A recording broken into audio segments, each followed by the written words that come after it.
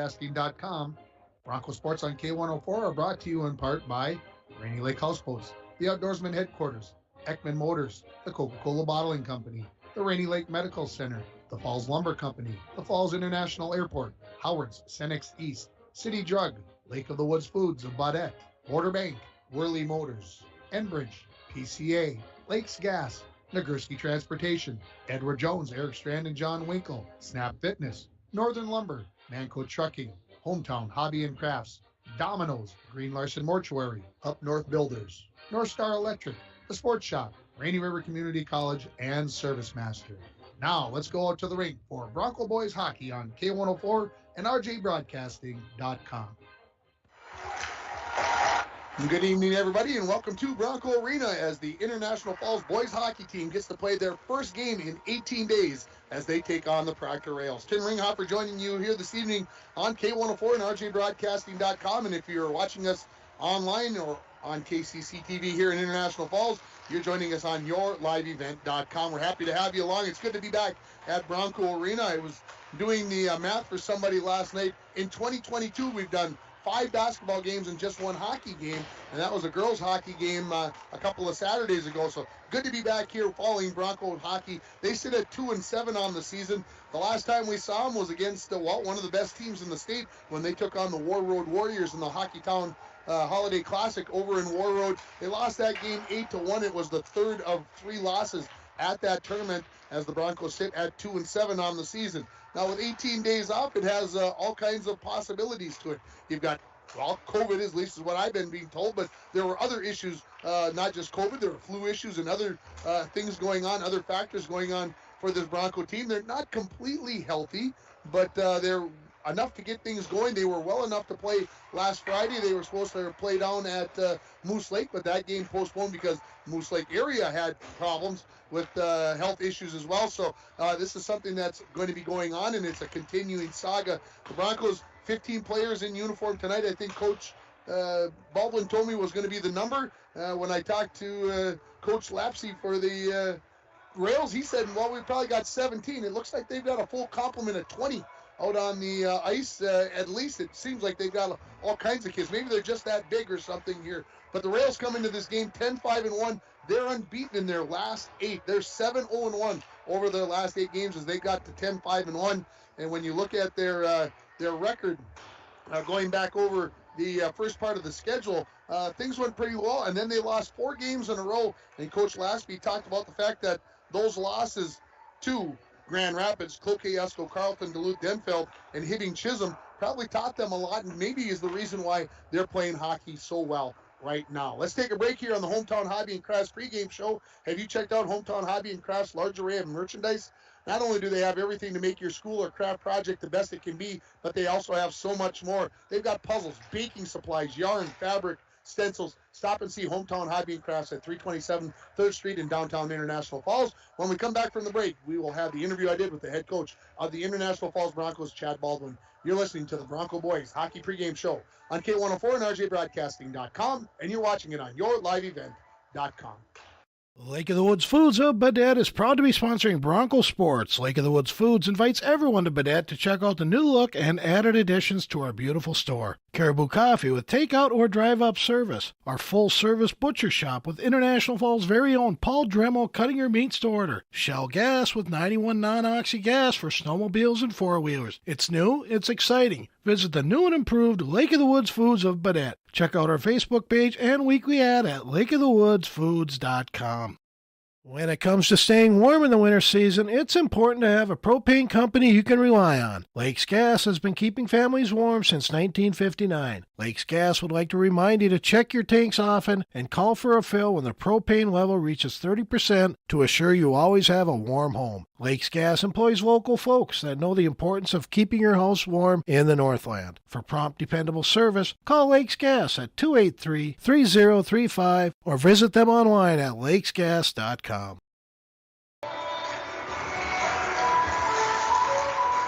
Coach, it's game day. You guys ready to go? Yeah, I think everybody. Welcome back to the pregame show, joined by head coach Chad Baldwin. Coach, it's been a while. It's game day. You guys ready to go? Yeah, I think everybody's ready to get back on the ice. It's been close to a month, it feels like, so shouldn't need any reason to get up for this one. Just be ready to play. 18 days off by my count, but not everybody's back and healthy yet. No, it's been a revolving door. Get one guy back, two guys leave, two guys back, one leaves. It's just been insane. So we're making the best of it, and we're excited to get going again. Yeah, is it what concerns you most about having 18 days off? Well, with all our sicknesses, there's multiple viruses going around right now, but just the boys keeping their legs. I thought we were in really good shape. At the Christmas tournament, and the boys are starting to, with only playing on 2 lines, they were starting to come around, catch their, get their breath, get their legs, and it's kind of a step back when half your team's not healthy, and pretty much everybody's been out at some point. So just kind of getting their legs and their wind back in them, I think, is going to be a big deal. What concerns you the least? Least, you know what? I'm not real concerned. I know this is a competitive group. No matter what, they're going to play hard and for each other. So as a coaching staff, that's one great thing that we never have to worry about with this group. What do you know about Proctor? They're having a pretty good year. I think they're 3-4 games above 500. It looks like they have one kid that does a lot of their scoring, but to be 9-4 or whatever they are, you got to have a well-balanced team too. So we're just going to take like any other game and play the way we do, and hopefully put together 3 periods tonight. What's the biggest thing that you need to do to get a win? I think it always starts between the pipes, right? We're going to try and play good defense. We need our goalies to step up, make some big saves. But we got to vary our chances too. I think that's kind of been one of our big things we've been concentrating on is, we're getting chances, but if you only score 2-3 goals a game, you're going to make it tough on yourself. But just be hungry around the net, and when you get the chance, you got to bear down, and that's how you're going to win hockey games. Coach, let's go get him. Thank you. That is head coach of the International Falls Broncos, Chad Baldwin. Back to the pregame show, joined by Chad Baldwin. I've never had to do that before. I don't know why it replayed itself. It never did that before. So, yeah, good stuff there from Chad Baldwin. Of course, as I mentioned, 18 days off. And like I said, for me, the concern is, Russ, where is this team at? Conditioning. That's a big concern for me with everybody being sick. And if it was COVID or flu-related, you got to believe that had to affect the lungs, and the capacity to be able to get back out and get back up to speed has to be definitely a concern. We're going to take another break here on the Hometown Hobby and Crafts pregame show, but before we do that, I want to remind you that you can text me at 218-324-3053. Who scores the first goal for the Broncos tonight? And while you've got your phone out, hey, it's supper time, right? Give Domino's a call at 283-3444 or order your favorite pizza, chicken wings, pasta, or sandwich right online. You can go to Domino's.com. The winner receives a $5 gift certificate to Domino's. When we come back, I'll have the interview I did with the head coach of the Proctor Rails, Jeff Lasky. You're listening to the Hometown Hobby and Crafts pregame show for Bronco Boys Hockey on K104, RJBroadcasting.com, and you're listening and watching on YourLiveEvent.com. Worley Motors is your local Chrysler, Dodge, Jeep, Ram, and Ford dealer. Stop in today for a test drive on our all-new 2021 Ford Explorer XLT that just arrived. This one has a 2.3-liter EcoBoost engine with a 10-speed auto transmission, remote start, heated seats, heated steering wheel, with Ford Pass Connect, and much, much more. For all the details, stop in to Worley Motors, 309 5th Street, International Falls. Falls International Airport is an economic engine for our area. Daily commercial flights, along with private aviation, brings visitors from across the country to do business with local firms as well as vacation here. And the airport provides access for local residents to connect to the world, as well as a wide variety of job opportunities. The new airport terminal makes travel comfortable, convenient, and many times cost competitive.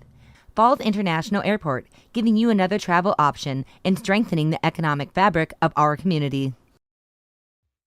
Snow falls on an old apartment inside. By Proctor head coach Jeff Lasky. Coach, geez, 8 games in a row here. You guys got nothing but wins or ties, so that's pretty good. Yeah, we're finding ways to win.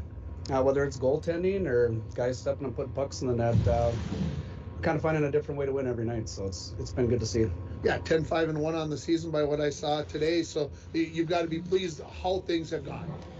Yeah, I mean, we started the year with 24 skaters, and we haven't had all 24 for a single game all year. So to be 10-5-1 at this point of the season, and the schedule we've had, it's been a good mix of games, a lot of tough games to start the year, and I think that kind of helped us with the competition, going down to Rochester, Mayo, and Red Wing on that trip, and coming back up. Now we're starting to get some section games again and stuff, so it's been good. Who are the kind of the leaders of your team?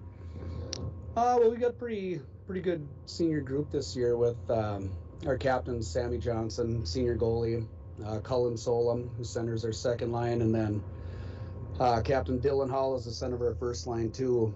But it's been kind of that whole senior group. When Tanner Olsen, he missed about 5 games early on in the year, and to get him back has really kind of solidified the defense position for us. And then our other senior back there, Austin Morris, he kind of picked up the slack while Tanner was gone and led our 3 sophomores that play regular shifts back there. He's kind of led them until Tanner got back, and now just kind of added that depth back at the defensive core. So it's been good. If you explain your team to somebody, how would you explain to them? Are they a freewheeling? Are they defensive? Are they middle of the road? What kind of team are they? I'd say it kind of depends on the night and the opponent. You know, we kind of take one game at a time, and depending on who we're playing, I mean, obviously we add different things to the game plan and stuff, but we try to preach defense and kind of lean on our goaltending. We got a senior, a junior, and a sophomore goalie, and they're all solid. They're all really good goalies. So we try to talk about take care of our zone first, and then that'll lead to our offensive chances and breaks, you know, blocking shots and taking passing and shooting lanes away. So we try to preach that. It doesn't always work, but you know, we got some guys that can put the puck in the net when you need to too. So it's been good. What's your scouting report on the Broncos? Well, looking up at them, I think doesn't look like they played for quite a while. So that's kind of the one thing.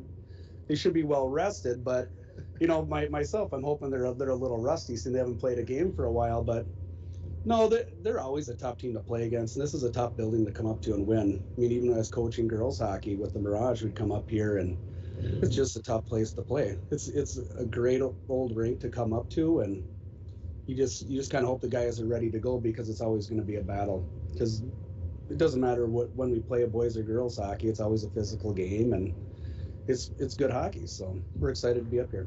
Coach, I appreciate the time. Yep, thank you. That is head coach Jeff Laspy of the Proctor Rails joining me there. Appreciate his time, and I always say this about the coaches that bring me starting lineups with it all on a nice sheet of paper. I don't have to write a thing down. They've got senior, which way they shoot. The only thing he doesn't have on there is he doesn't have their stats on there. But you can't be whatever about that kind of stuff. So anyway, we're getting closer and closer to this game. As a matter of fact, the team's really just left the ice. The Zambonis made about a round and a half. So if you're on your way to the arena and you're listening, you're like, I only got 5 minutes to get there. Don't drive too fast. You're okay. I would say we're at least 10 minutes away from the start of this game with the national anthems and starting lineups and all the rest of that stuff that go to getting one of these games underway. So what we're going to do here is we're going to take another break. And when we come back here to the Hometown Hobby and Crafts pregame show, we'll give you the Edward Jones keys to the game. You're listening to the Hometown Hobby and Crafts pregame show for Bronco Boys Hockey on K104 and RJBroadcasting.com, and also on yourliveevent.com. Truestar Federal Credit Union opened our doors in 1960, and from that day on, our commitment to the members and community has never wavered. As a member-owned financial cooperative, our mission is to deliver innovative products and provide exceptional experiences, allowing you to reach your financial aspirations. Whether you are looking to open your first savings account, buying your first home, or send your child to college, Truestar is here to help you take the next step in your financial journey. Federally insured by NCUA. At Packaging Corporation of America, we're proud to sustainably manufacture America's top-selling brand of paper right here at our International Falls Mill. PCA is committed to U.S. manufacturing, environmental excellence, and providing great support to the many events that make our community unique, including the International Falls Bass Championship. At Packaging Corporation of America, we make more than paper. We make a difference. A message from CAPE. Couchiching Area Prevention and Education. The 2021 International Falls Positive Community Norm Student Survey found that most students agree that vaping or using e-cigarettes is never a good thing for anyone in their age range to do, and many students disapprove of their friends vaping or using e-cigarettes. CAPE is working together to empower the communities within Couchiching County to reduce alcohol and other drug use among youth and young adults. Together, we are strong. This ad has been funded by MNDHS BHD. Noon tomorrow. A winter weather advisory continues until 9 p.m. tonight. Cloudy tonight with a chance for snow. Lows level off around 9 below. Northwesterly winds 15 to 20 miles per hour. I'm meteorologist Jennifer Wojcicki from the Weatherology Weather Center on K104. Currently, it's 19.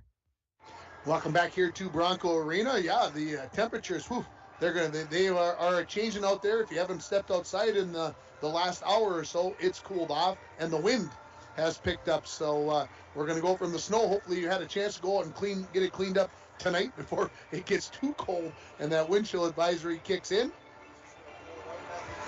Dwayne says it's just going to blow right back in, so just leave it there. Hey, it's time for your Edward Jones, Eric Strand, and John Winkle keys to the game. There are keys to the game, and there are keys to making wise financial decisions for your future. Let Eric Strand and John Winkle help you make those choices. Stop in and see them at 445 4th Street in downtown International Falls, or give them a call at 283-6464. Edward Jones is a member SIPC. Here's my key to the game. We kind of talked about it, but I know as a player, okay, no matter what sport it is, you wait for that first game of the year. The Broncos almost feel like they're going back into their first game of the year after having 18 days off.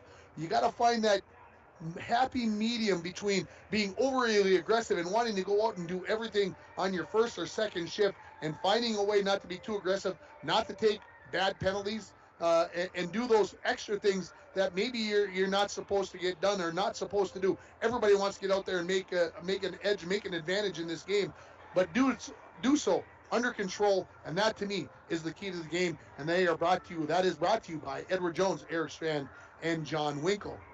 Zamboni's got about 2 more trips around again here, and we've got a busy week here on K104 and KGHS 1230 AM and 95.3 FM. We've got 5 hockey games this week on the air for you. Obviously, we've got tonight's game. On Thursday, we'll be right back here as the Broncos take on the Raiders, and I don't really have to say a whole bunch more about that game because when those two teams get together, it always seems to be a good game. Then on Friday, I'm going to be down at Detroit Lakes to bring you Bronco girls hockey as they take on the Lakers. Those two teams played back in December, and the Broncos lost that game by a score of 5-4. And then on Saturday, we're going to have a doubleheader of hockey with both games starting at 1 o'clock, as I will be in Crookston with the girls, and Dwayne will be right here with the boys as they take on Moose Lake area. So if you've been wondering where the hockey has been on our radio dial over the last couple of weeks, yeah, we've had only 1 hockey game and 5 basketball games, but partially due to the boys not playing for 18 days, we're going to make up for that this week as we'll have 5 hockey games on the air this week. So come on along for the ride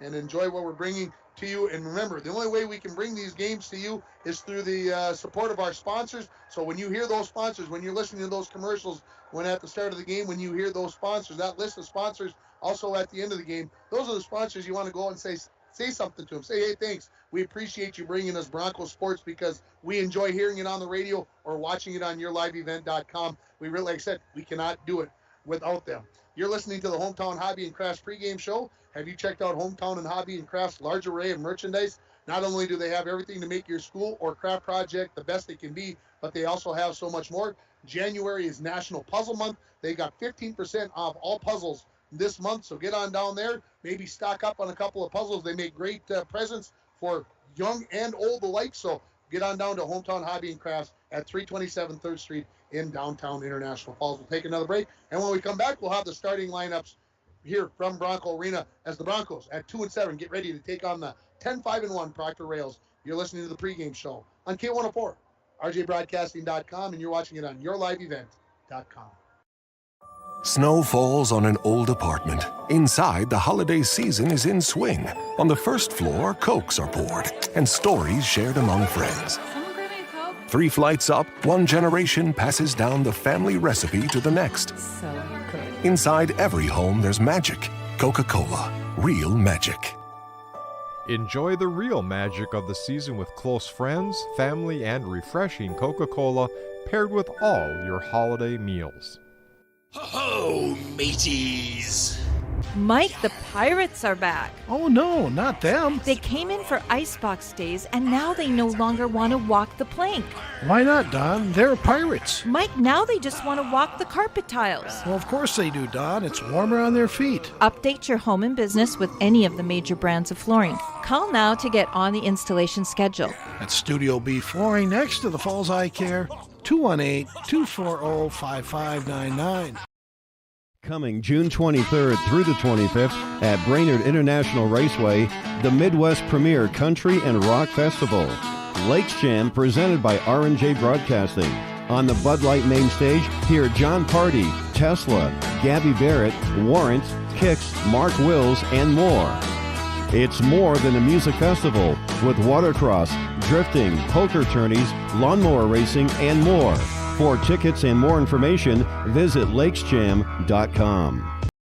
This is Jim Berkemeyer, owner of R&J Broadcasting Incorporated. Together with Bernie, we're inviting you to join us on a tour of Victoria, Vancouver, and the Canadian Rockies, July 14th through 23rd. On this tour, we'll visit historic Victoria, tour the breathtaking Butchert Gardens, and experience the stunning scenery of the Canadian Rockies via rails train. Visit holidayvacations.com, keyword RJ. Learn more about this tour and watch the travel show, or call 888-557-1020 for a free brochure. Remember the keyword RJ.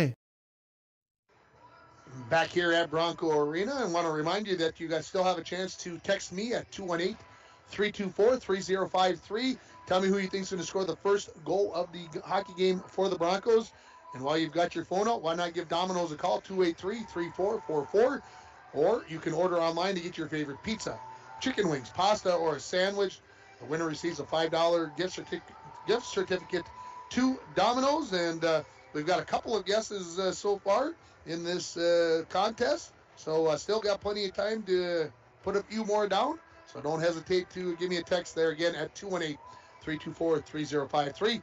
The referees are on the ice. Here come the Rails onto the ice, and they're, well, you know, when you think Proctor Rails, what do you think of? Green and white, right? That they've got that nice green color and the white trim.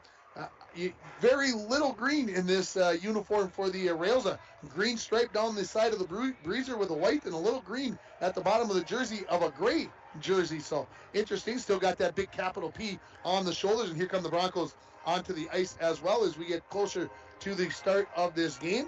And the Broncos, of course, in their home whites, their gold helmets, their purple breezers, as we get these two teams ready to go. Of course, this is a Section 7A game. Right now, the Broncos in the last QRF, not that the QRF is what seeds the tournament, but last look, they were 8th in the QRF. Things usually go pretty close to that number, and so the Broncos, if that is the case where they were to stay there, and there's still a month left in the season, folks, they would be playing a home game on Saturday, February 19th in a play-in game into the Section 7A tournament. Let's hope that they avoid that and get to play, I believe it's on Tuesday the 22nd in the quarterfinal game to be obviously announced. And of course, like I said, there's a long way to go. The Broncos have only played 9 games. They've got 25 on their schedule. I'm not going to say they're going to get all 25 of those in. That means they'd have to play just about every other day from here to the end of the season to get 16 games in. But nonetheless, the Broncos, I think, are hoping to do that. It's time for your starting lineups, brought to you by the Sports Shop.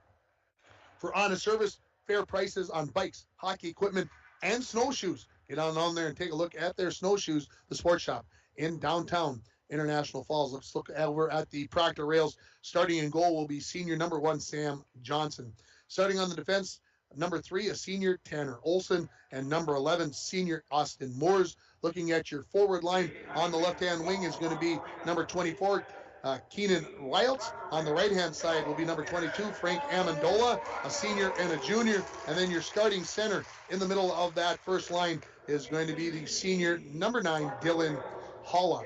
So there's your starting lineup for the Proctor Rails, who are, again, 10-5-1 on the season. For the International Falls Broncos, really going to go with 2 lines tonight. 3 guys for the first line, 4 for the second line. So the first line is going to be Koshik, Savonin, and Dremel. Nate Dremel, excuse me. Then that second line, you'll have Skifstead, Max Dremel, and then you'll have Parker Olson and Jake Olson rotating in at the right wing. The defense, no Cody Joslin in the lineup tonight, so that's going to change up the pairings a little bit. Caden Zahn will be with Matt Worley, and it'll be Caden Rosti with Glowak. Put Reiners and Brody Carlson into the mix somewhere. I think the coaches just want to see how things are going to go. That's how the defense pairs up. And then I know we usually start with the goaltender, but we're going to finish up with that. That is going to be Diego Christensen. Gets the start tonight, number 1. He is senior. Again, the Broncos coming into this game with a 2-7 record. Again, busy week here. The Broncos playing 3 times, all at home, as they play Proctor here tonight, the Greenway Raiders on Thursday, and then they'll be at home against Moose Lake Area on Saturday. And you might recall, and maybe you aren't aware, that Moose Lake Area is back in Section 7 with Virginia and Evelyn combining to be Rockridge. That's where they lost the team, so the State High School League pushed Moose Lake Area in, so that's a Section 7A game. And, of course, playing head-to-head within the section is so important for that seeding process when the coaches meet up in the middle of February. We're going to take another break. That's going to bring a conclusion to our Hometown Hobby and Crafts pregame show. And when we come back, we're going to have the start of this hockey game between the Rails and the Broncos. You're listening on K104 and RJBroadcasting.com, and you're watching it on YourLiveEvent.com.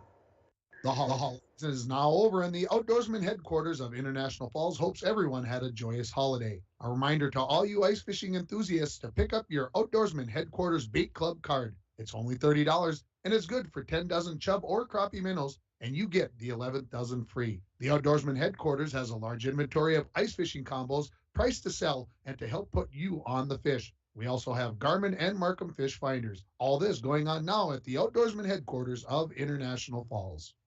Looking for a wood stove for some additional heat?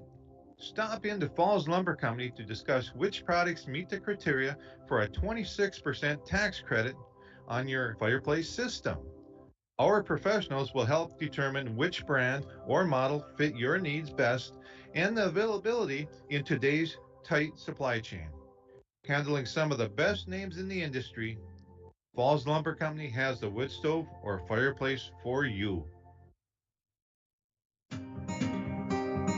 At Packaging Corporation of America, we make Boise brown paper with purpose. We understand our responsibility to the community, and we're honored to support the many needs and events occurring in Borderland. From providing donations to local schools and events, to supporting organizations meeting physical needs in our community, PCA does more than make paper. We make a difference.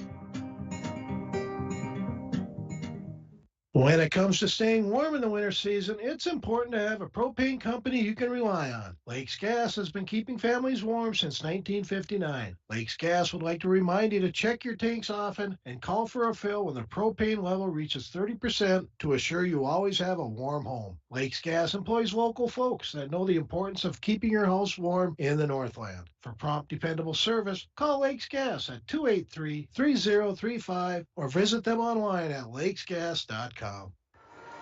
Welcome back, everybody, here to Bronco Arena, and got to give a shout out to the boss. Hope he's feeling better at home. He's been a little bit under the weather, and I suspect that he may or may not be listening. He may be napping for all I know, but you know, you got to stay in his good graces. So I'll give him an attaboy. Hope you're feeling better, Mike, and we'll get you back here in a couple of days, and we'll see how things go. The Broncos are going to be going right to left in this first period.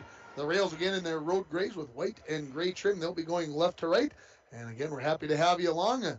Well, Dwayne was saying a little earlier, kind of a late arriving crowd with the 6 o'clock start. And of course, well, here it is 11 minutes after 6. I hate that, Dwayne. Game start at 6 o'clock. That doesn't mean this isn't the Wild or the Wolves.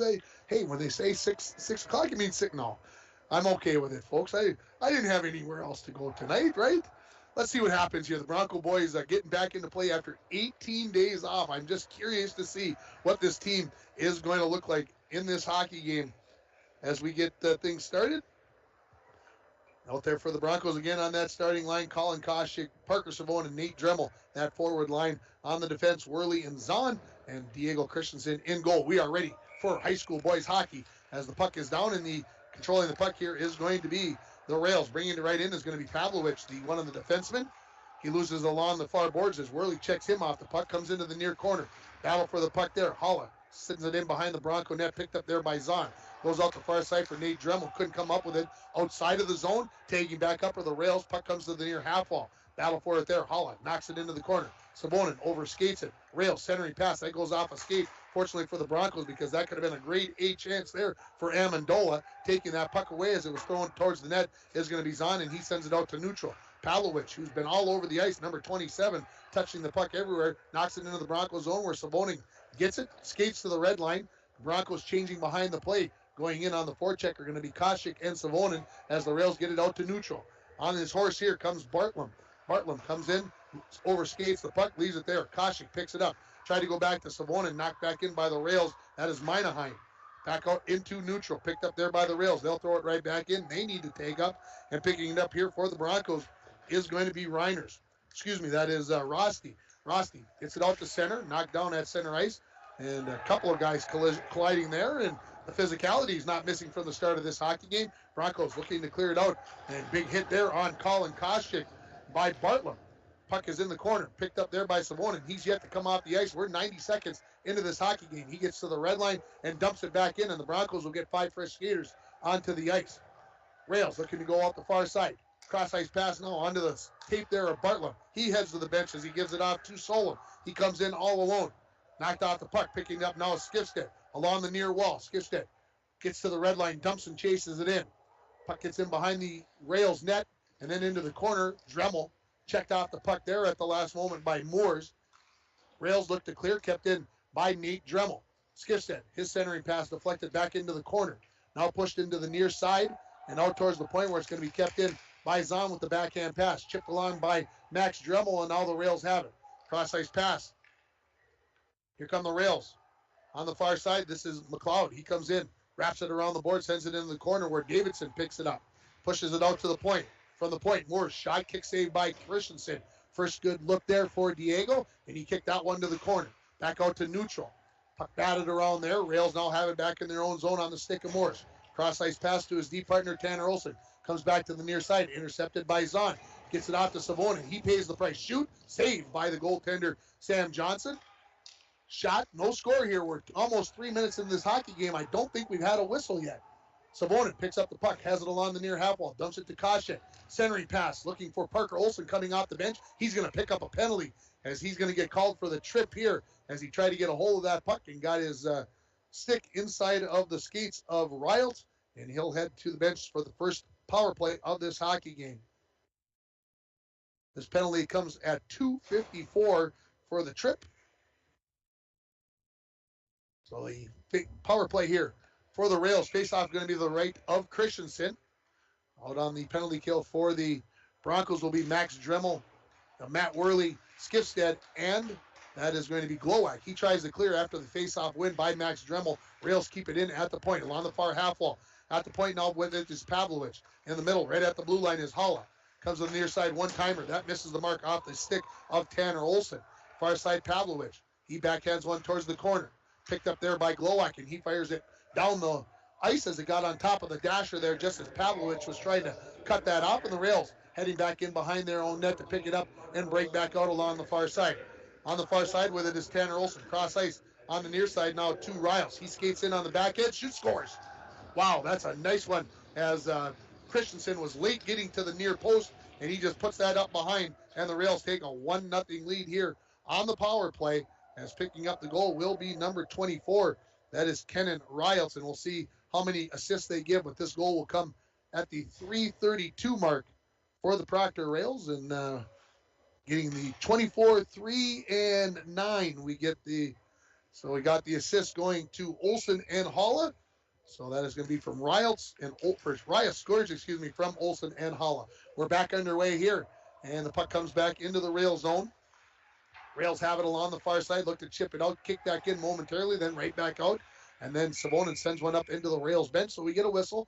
13-15 remaining here in the first period. The Rails lead it 1-0 on your Rainy River Community College scoreboard. Start your voyage at RRCC. Your future awaits you right here in your own backyard. Rainy River Community College, 285-7722 is their phone number. Face off at center ice and pushed into the zone by the Broncos. Back to pick it up is going to be Oakstead. He comes to the near walls. The Rails look to break out, and with a head of steam into the zone comes Sola. He lays on the brakes in the near circle. Backhands one towards the net, kicked away by Christensen. Into the near corner, picked up there. This is Bartlum. Bartlum throws it around the wall. There's a shot from the far point. That is knocked away by Nate Dremel out to neutral. Pavlovich back to the near side. This is Deminaheim. He puts one towards the net. Christensen knocks that into the near corner. Back to the far corner to Sola. He loses the handle on it. Nate Dremel looking for Koshik. Koshik trying to skate through a couple of Rail players. Knocked off of his stick. He picks it back up. His teammates changing behind. And as he tried to feather a pass there to Jake Olson, the Rails pick that up and send it out to center. Right back in by Dremel. Picking it up back in his own zone is Oakstead. Goes to the far side looking for Meinheim.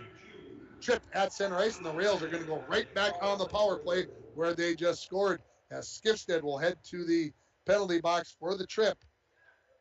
And so the Broncos, a couple of penalties early in this hockey game. This one comes at 4:43, and the Rails have already scored on the power play. Faceoff will come to the left of Diego Christensen. Faceoff here between Holla, and that is Max Dremel, one back by the Rails. At the point, Tanner Olson plays it to Holla in the middle of the blue line.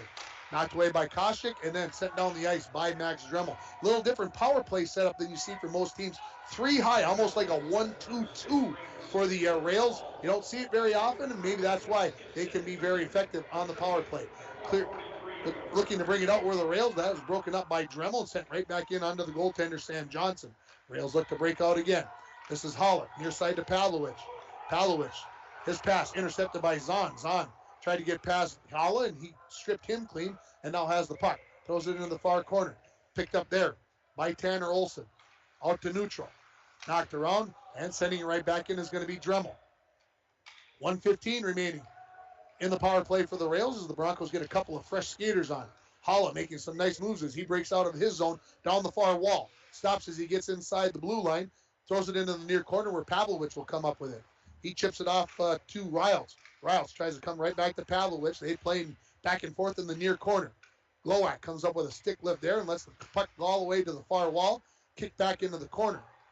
Backhand pass there by Riles. Picked off by Savonin, and he'll send it all the way down the ice with 40 remaining in the power play. Long hitman pass there by the goaltender Johnson. Right onto the stick of Johnson. Cross ice. Spinorama shot, and that misses the mark off the stick of Minaheim. Comes all the way back to the point where it's kept in by Olson. Olson goes far side. There's a centering pass that's knocked away by the goaltender Christensen with the stick, and the Broncos will clear it with a little help from Savonin. Back to pick it up in his own zone. This is going to be Oakstead. Oakstead to the near wall looking for Olson. He goes off the wall. It's chipped in, picking it up with a head of steam and Solom. He skates in, tries to make a move, and getting there late was Zahn deflected that pass, and it's still having to get a piece of it was Christensen. Rails applying some pressure here on the power play. Worley tries to clear, hits his own player, kept in as the Broncos are now at full strength. So back to 5-on-5 hockey. Rails have it. Clearing attempt by Worley, kept in at the point by Oakstead. His wrister knocked down in front, picked off by Savonin. Odd man rush for the Broncos coming back. Maybe a little bit out of wind. We'll see what happens. Savonin has it knocked off of his stick there by Bartlum. Now they battle along the end wall for it, and the Rails are going to come out with it. Get it to the point, kept in there by the Broncos. That is Reiners that had it there. Thrown back in behind the net. Picking it up there is going to be Oakstead. Oakstead harassed by Savonin. Seems like he hasn't come off the ice in this first 8 minutes of this hockey game. He's got the puck back again after it played off the side of the net. Shot from the point by Glowak. That misses the mark. Comes off the end wall. Picked up by Koshik. He fires one towards the net. That's knocked away, but picked up again by Koshik. He skates into the corner. Waits for his teammates to come back to the plate. Good job of keeping control of the puck. Now onto the stick of Max Dremel. Out to the point. That skips the stick of Glowak and out to neutral. He fires it right back in as the Broncos will have to tag up, and that'll give the chance for the Rails to get some fresh bodies. They go long distance pass. That is going to be tipped off the hand right onto the goaltender Christensen, and he'll hang on to it as Amendola was bearing down on him. That stops the clock with 9:02 remaining in the first period. 1-0 the Rails lead it on your Rainy River Community College scoreboard.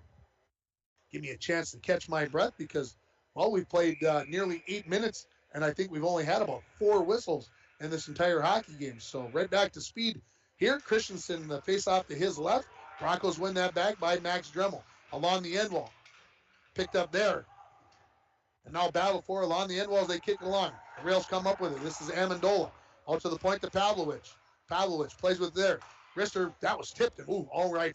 It's almost had his second goal of the game as he tipped that one with the backhand. Goes to the far corner. Dremel kicks it in behind the Bronco net. Now tries to escape out the far side. Left there for Parker Olson. Now to Max Dremel. He pushes it out to center. Chipped along by Skifstead. Now a race for the puck. Dremel wins it.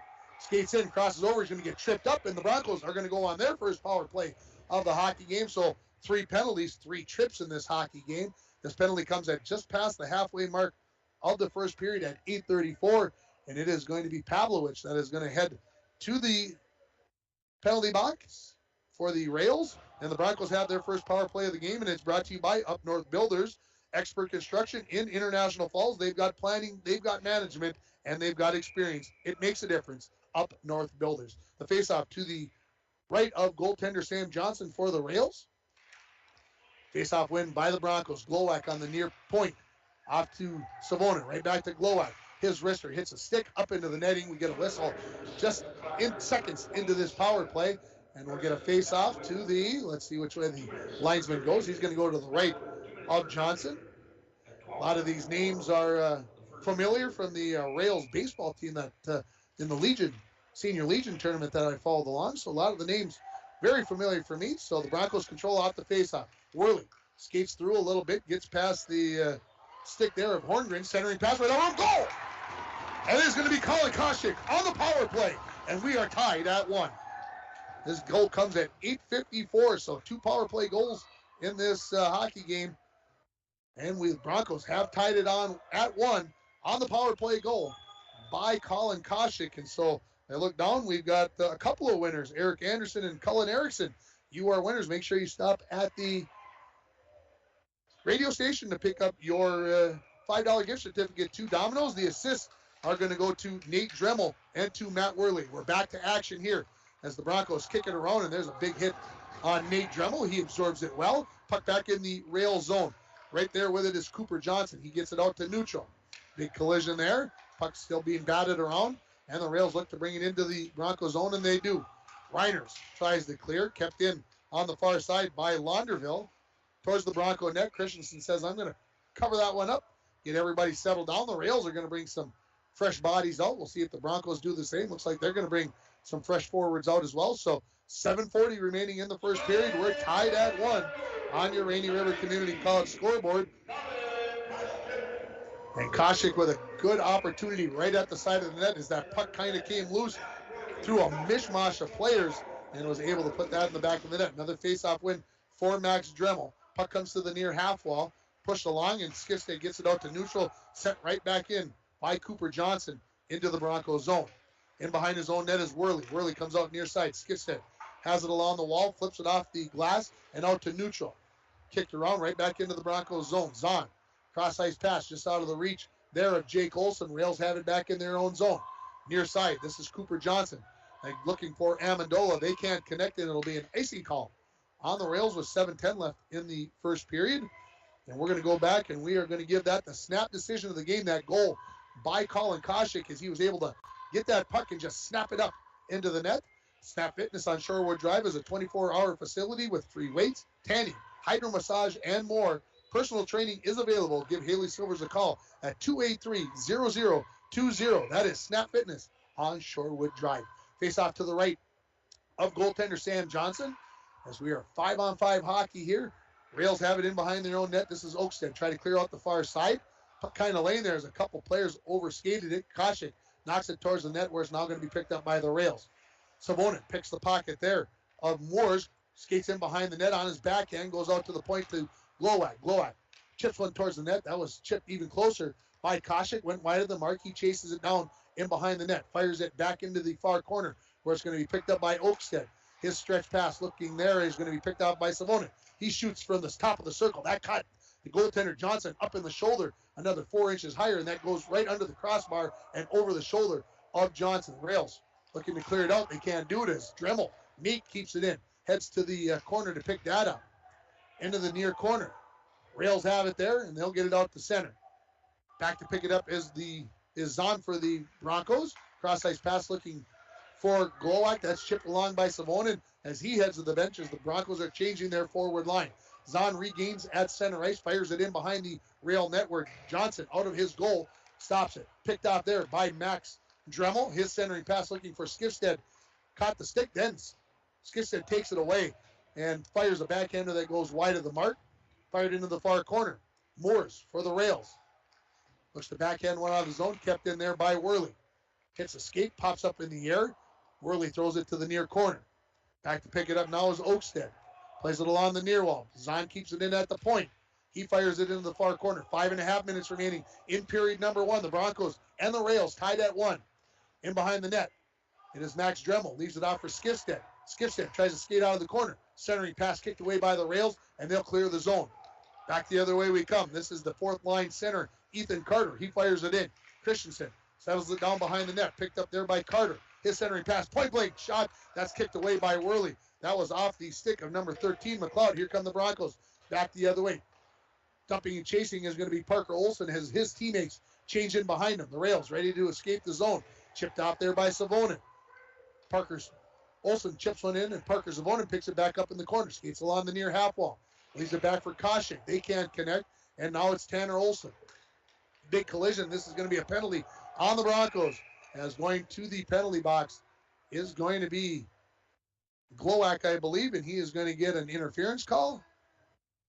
And that is exactly what it's going to be. So Glowak, for the Falls, heads to the penalty box at 12:16.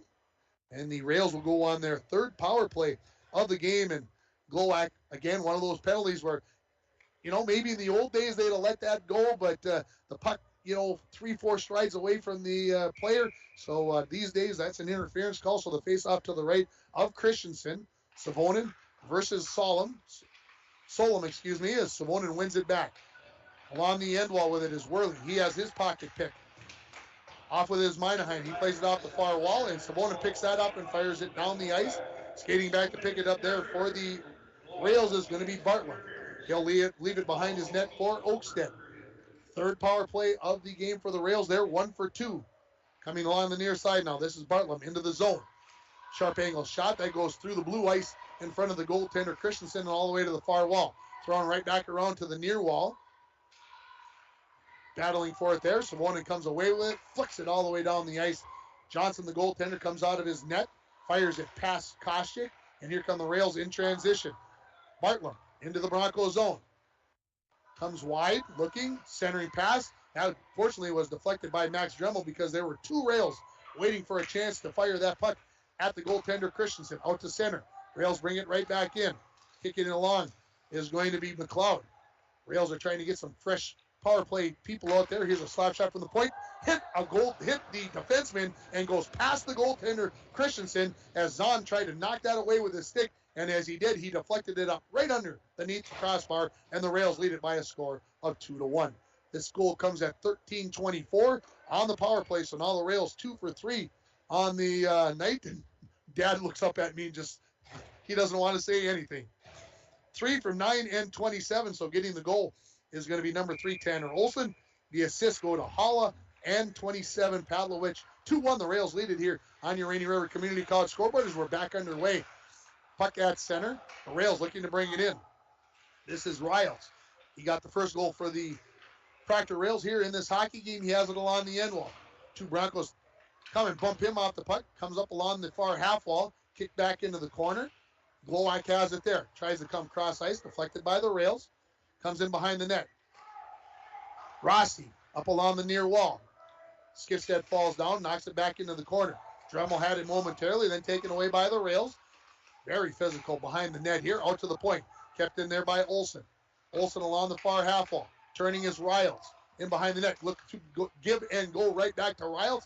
They can't connect. Pavlovich keeps it in at the point. Throws it back in behind the Bronco net. 2:45 remaining in period number 1. 2-1 is the advantage for the Rails. And the Broncos are going to take an icing call. They needed it. They needed fresh bodies onto the ice. 2:39 remaining in the first period. 2-1.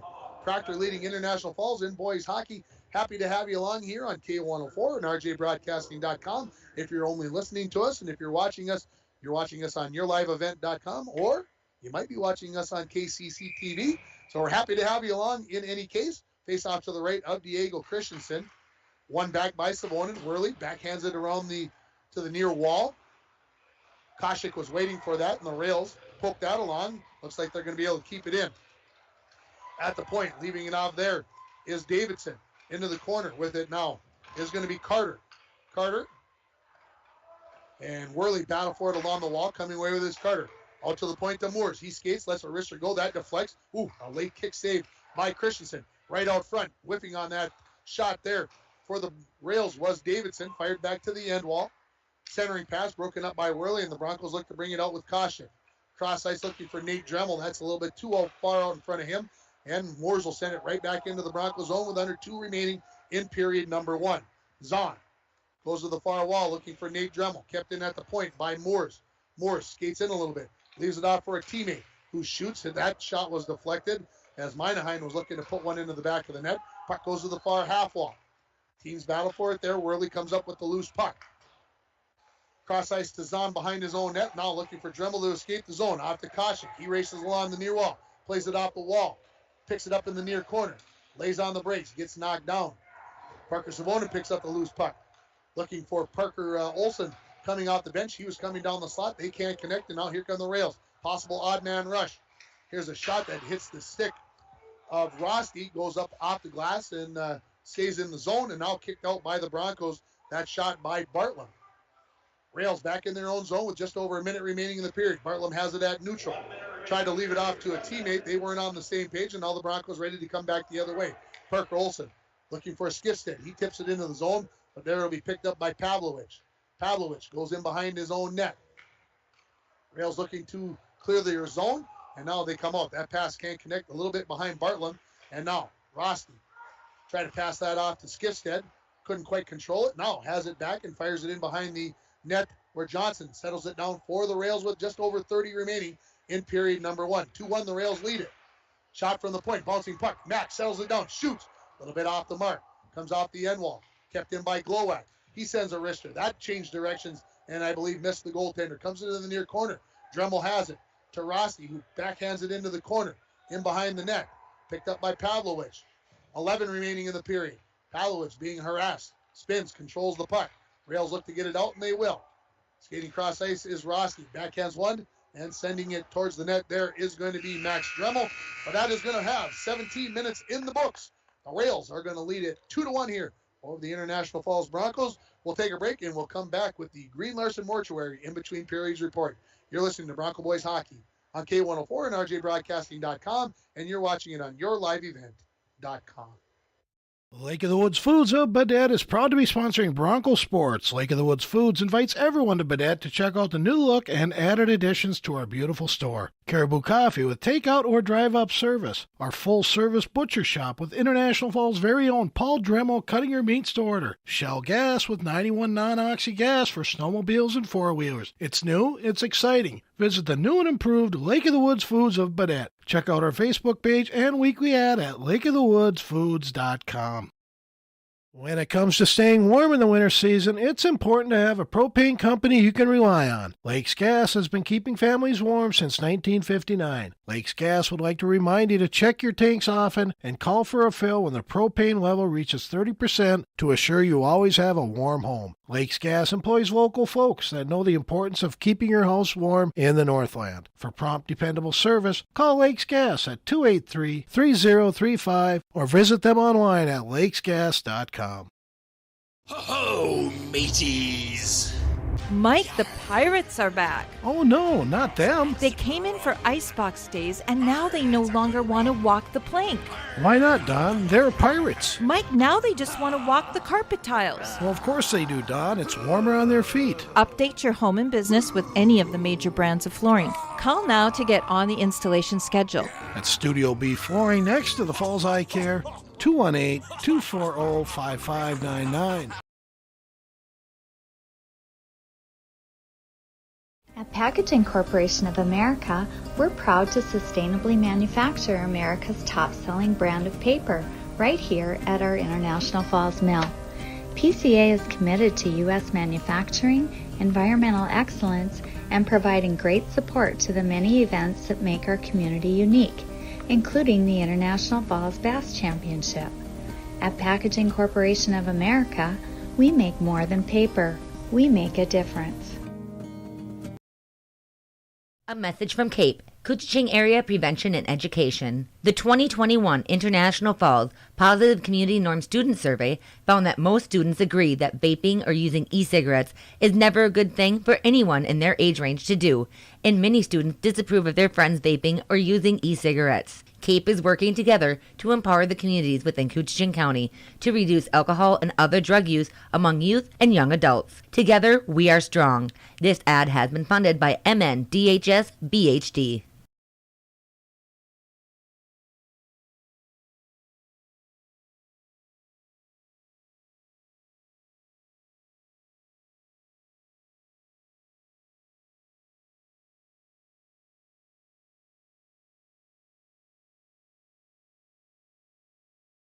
Back here at Bronco Arena in between the first and second period, you're listening to the Green Larson Mortuary in between periods report. Green Larson, welcome to a place to celebrate life and honor every memory. Go to their website at greenlarson.com. The Rails lead it by a score of 2-1, 3 goals, 3 power play goals on 4 possible chances in that first period. The Broncos taking 3 penalties and the Rails taking 1, so the Rails 2 for 3 on the power play and the Broncos 1 for 1. So obviously the special teams are working in this game so far, but Dwayne and I were talking in between in the break there, and he felt like the Broncos ran out of steam, ran out of gas maybe with about 3 minutes left in that first period, and I have to agree with them. All of a sudden it just seemed like it was tough. It was a first period where the Broncos obviously killed 3 penalties, or were on the power play 3, or on the penalty kill 3 times, that all of a sudden starts to mess up your lines. And of course the Broncos already shorthanded, only playing with 7 forwards. They do have 5 defensemen so far that have played in this game, so that can start to have an effect as Proctor has a full complement of players in this game, and they have been playing, I won't say they played all 6 defensemen equally, but they played the top 4 pretty well. They got the third group in there a couple of times, and then the Rails were also able to get the 4th line out once or twice. So this could become a war of attrition, as the Broncos could just get flat wore down just by the numbers game in this hockey game, but they sit at it in a 2-1 deficit right now here as you listen to the Green Larson Mortuary Report. We're going to take another break, and when we come back, we'll have the scoring. We'll run down exactly who put up those 3 goals and all the assists and the penalties from the first period. You're listening to the Green Larson Mortuary in between periods report for Bronco Boys Hockey on K104, rjbroadcasting.com, and you're watching it on yourliveevent.com. From all of us at Enbridge, thank you.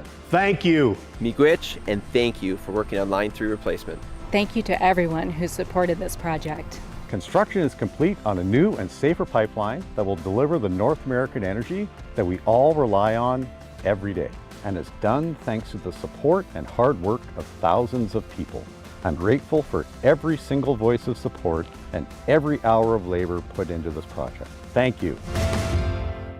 It is the Red Tag Bonus Cash event going on now at Ekman GM of International Falls. New inventory coming in every day. Check this out. The new 2022 Chevrolet Silverado 1500 LTD Crew Cab, standard box 4-wheel drive, MSRP $59,925, sale price $59,425. And this one, new 2022 Chevrolet Colorado Crew Cab, long box 4-wheel drive, MSRP is $42,290. Chevrolet, find new roads. Find out more at EkmanGM.com.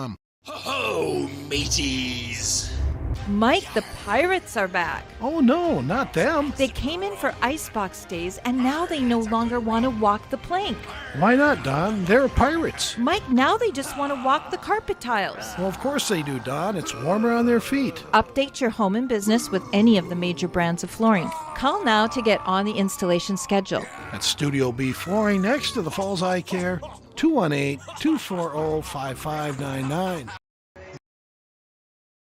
In the Green Larson Mortuary in between periods report, the Rails lead it by a score of 2-1 over the International Falls boys, as the Broncos playing for the first time in 18 days, and maybe a little tiredness, maybe a little rush showing in that first period, as they did take 3 penalties, 2 of them trips, and a lot of times, trips are saying, well, you're not in the right position, you're reaching. One of them, I think, was a reach. The other one was well, you just were going for the puck and it just went to the wrong place. So Parker Olson took the first penalty for a trip. That penalty came at 2:54, and the Rails scored just about 40 seconds later, as it was Kenan Riles on the power play goal on a nice backhand shot where Christensen was coming, thinking maybe that Riles was going to pass that puck back, and Riles just snuck it in behind him. The assist go to Tanner Olson and Dylan Holla, and the Rails led it 1-0. The Broncos took a penalty at 4:43. The Rails failed to score on that power play, and then taking a penalty was Pavlovich for a trip for the Proctor Rails. The Broncos were able to capitalize just 20 seconds into the power play, as putting the puck into the back of the net was Colin Koschik. So a couple winners in our Dominoes first goal contest. So again, if Eric Anderson and Cullen Erickson, you're listening, you are winners. Make sure you stop at the station to pick up your $5 gift certificate. The assist on that goal went to Nate Dremel and to Matt Worley, and we were tied at 1. The Broncos would take their third penalty of that first period. It was Glowak taking an interference penalty at 12:16. Just a minute and 8 seconds later, it was Tanner Olson that puts it into the back of the net on a nice slap shot that was actually tipped in, kind of almost an own goal by Caden Zahn for the Broncos. The assists go to Holla and to Pavlovich, and that's where we sit 2-1 after 17 minutes. Shots on goal in that first period, 9 for the Rails, 5 for the Broncos. So the saves for the goaltenders, Diego Christensen, 7 for the Broncos, and Sam Johnson, 4 for the Proctor Rails. We'll take one final break. We'll come back with the second period here from Bronco Arena. You are listening to Bronco Boys Hockey on K104 and rjbroadcasting.com, and you're watching it on yourliveevent.com. This is Jim Berkemeyer, owner of R&J Broadcasting Incorporated. Together with Bernie, we're inviting you to join us on a tour of Victoria, Vancouver, and the Canadian Rockies, July 14th through 23rd. On this tour, we'll visit historic Victoria, tour the breathtaking Butchert Gardens, and experience the stunning scenery of the Canadian Rockies via rails train. Visit holidayvacations.com, keyword RJ. Learn more about this tour and watch the travel show, or call 888-557-1020 for a free brochure. Remember the keyword RJ. Coming June 23rd through the 25th at Brainerd International Raceway, the Midwest premier country and rock festival. Lakes Jam presented by R&J Broadcasting. On the Bud Light main stage, hear John Party, Tesla, Gabby Barrett, Warrant, Kix, Mark Wills, and more. It's more than a music festival with watercross, drifting, poker tourneys, lawnmower racing, and more. For tickets and more information, visit lakesjam.com. Truestar Federal Credit Union opened our doors in 1960, and from that day on, our commitment to the members and community has never wavered. As a member-owned financial cooperative, our mission is to deliver innovative products and provide exceptional experiences, allowing you to reach your financial aspirations. Whether you are looking to open your first savings account, buying your first home, or send your child to college, Truestar is here to help you take the next step in your financial journey. Federally insured by NCUA. The Zamboni has left the ice, and so a couple minutes until the start of the second period. That's going to give me a chance to make a couple of announcements. Had a new show start this afternoon, the Rec Hockey Report, every Tuesday at 4:03 in the afternoon, and every Wednesday morning at 8:45.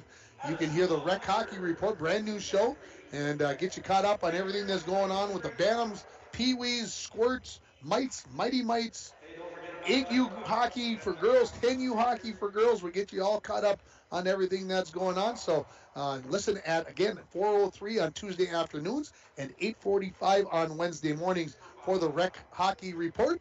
And so that's brought to you by the International Falls Rec Hockey Board. And so we appreciate their support, and hopefully they find this to be a fun report. I put the report together for the first week. I'm already learning new names, new kids to be following along with. So I'm happy to learn about the future Broncos that we've got coming along. Two other games going on locally tonight. The Bronco boys basketball team, they're taking on the very good War Road Warrior team over at the Falls High Gym. So hopefully when this game gets over, maybe I'll have a chance to go over and watch the end of the second half over there at the Falls High Gym. And the Little Fork Big Falls girls, they are down in Cherry for a girls basketball game that got started at 6 o'clock. So I fully anticipate that we will have a final score from that game before we leave the air here this evening. Of course, we'll get you all caught up on the morning show tomorrow morning from Border Bank Studio, as Dwayne's got the nice warm studio and Tim's got the nice cold studio. He brought a heater in. I could do the same thing. It just, it's one of those things. And of course, tomorrow morning they're saying like -10, but the wind chill maybe in the -30 area. So make sure you bundle up. After the last couple of days, it's been pretty nice. And obviously the ever-changing weather here in International Falls. The Rails coming back onto the ice.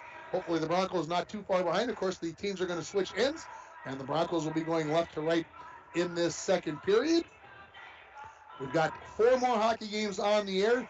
We'll be right back here at Bronco Arena as the Bronco boys take on the Greenway Area Raiders on Thursday night. A game that, it just has to be done on the air. It's got to be followed along. It's got to be watched. Then I'll be out in Detroit Lakes on Friday. I'll be bringing you Bronco girls hockey from DL as they take on the Lakers. And then on Saturday, we'll have a doubleheader of hockey. The games weren't supposed to be played at the same time. I was kind of hoping it was going to stay that way. But Crookston changed with no JV game for the girls. They moved it up to 1 o'clock. So Dwayne will be here at Bronco Arena following along with the boys as they take on Moose Lake area. And I'll be out in Crookston as the Bronco girls take on the Pirates. So that's our schedule for the rest of this week. And hopefully when we get back to, maybe some normalcy in February, maybe we'll get back some Muskie sports and some Laker hockey games on, as well as hopefully we'll get out of this stuff that we're going through here sooner rather than later, and it doesn't take away our possibility for playoffs because, hey, it's all about the playoffs, right?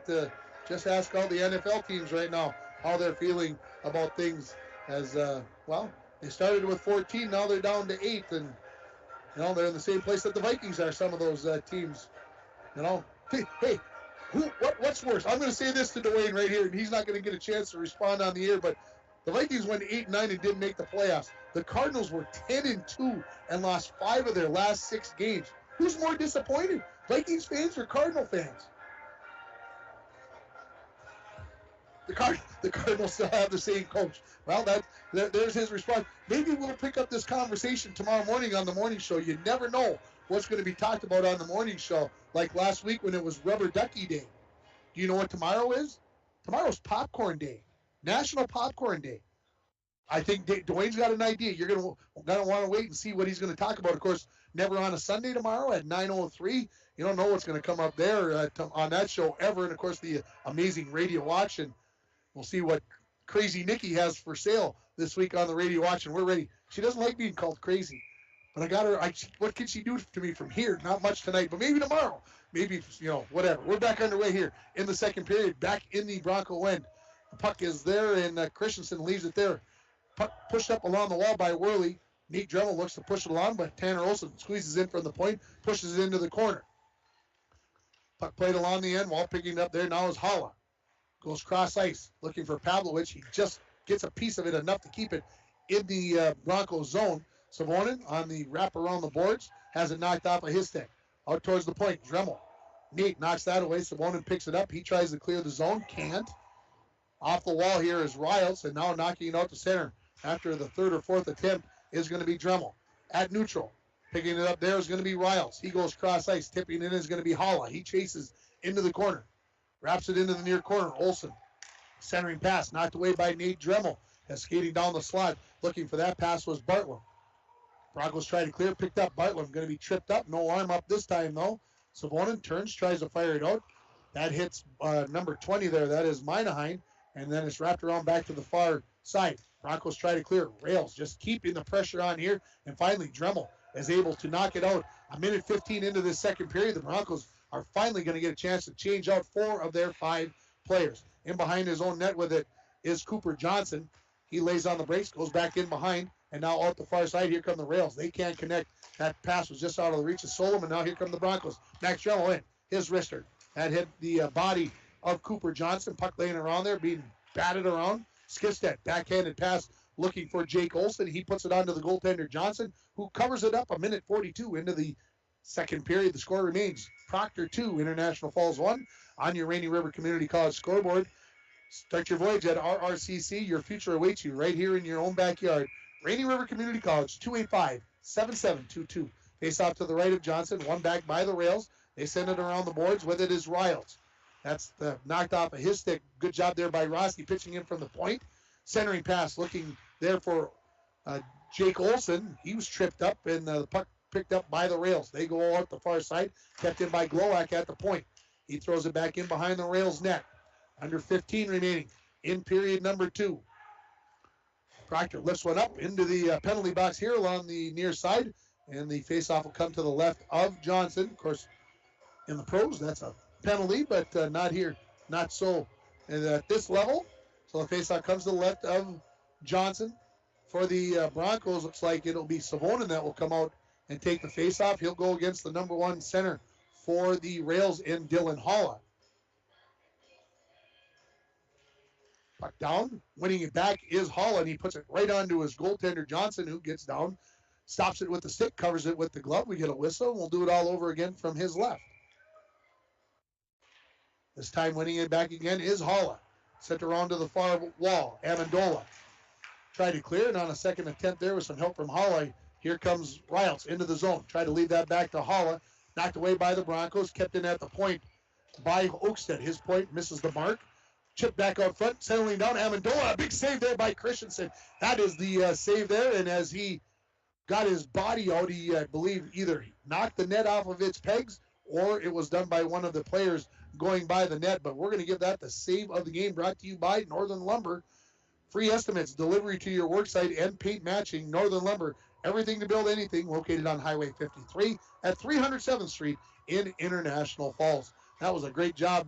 Christensen had just moments to decide what he was going to do there, and he went out there for the poke check and took away a golden opportunity for Frank Amendola. Face off to Christensen's left. 2-1, the Rails continue to lead this as they did after the first 17 minutes. Broncos win the faceoff. Chip down the ice by Parker Olson. Picking up in his own end now is Pavlovich. He plays it off the near wall.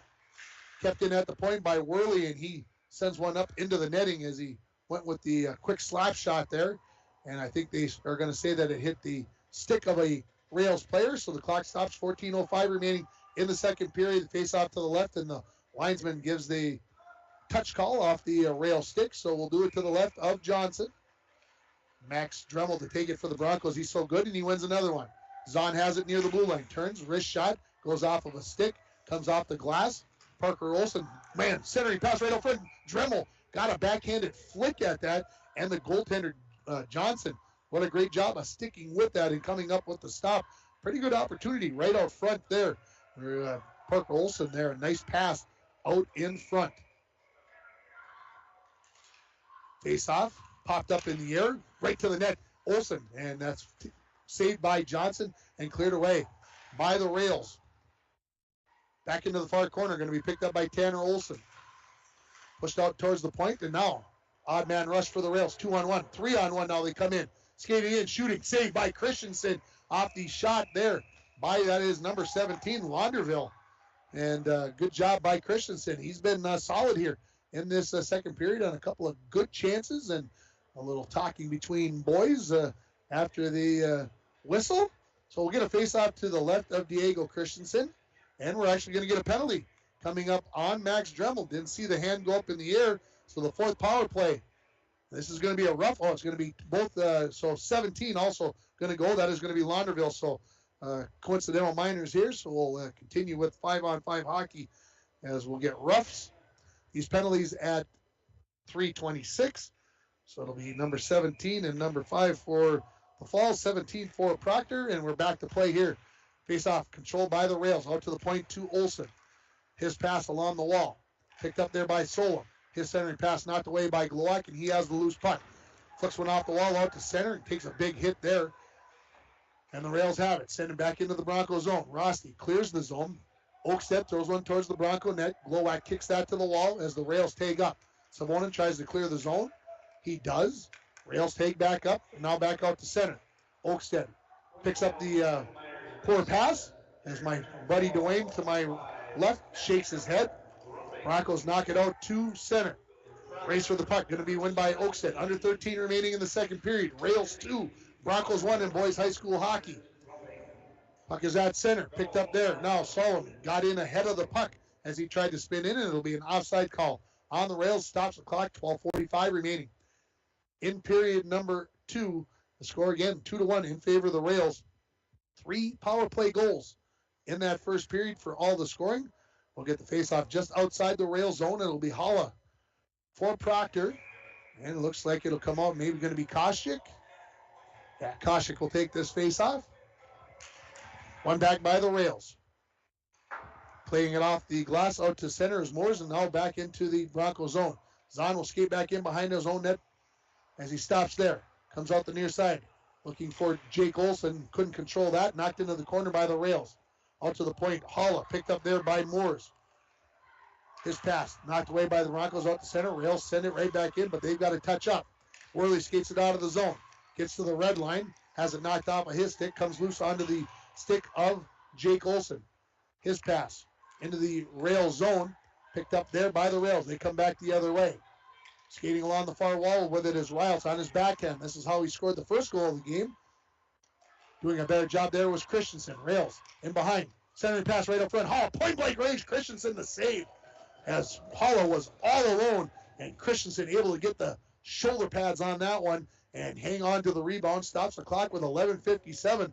I mentioned it a minute or so ago that Christensen seems to be dialed in. That's a big save from point blank range. He just got his body big and tried to come out to the edge of that crease and take away any angle that number 9, Dylan Holla, had for the Rails. Shots on goal this period, 3-2 in favor of the Rails, and I think all 3 of those saves I've talked about have been biggies by Christensen. Face-off win by the Broncos. They knock it out to center.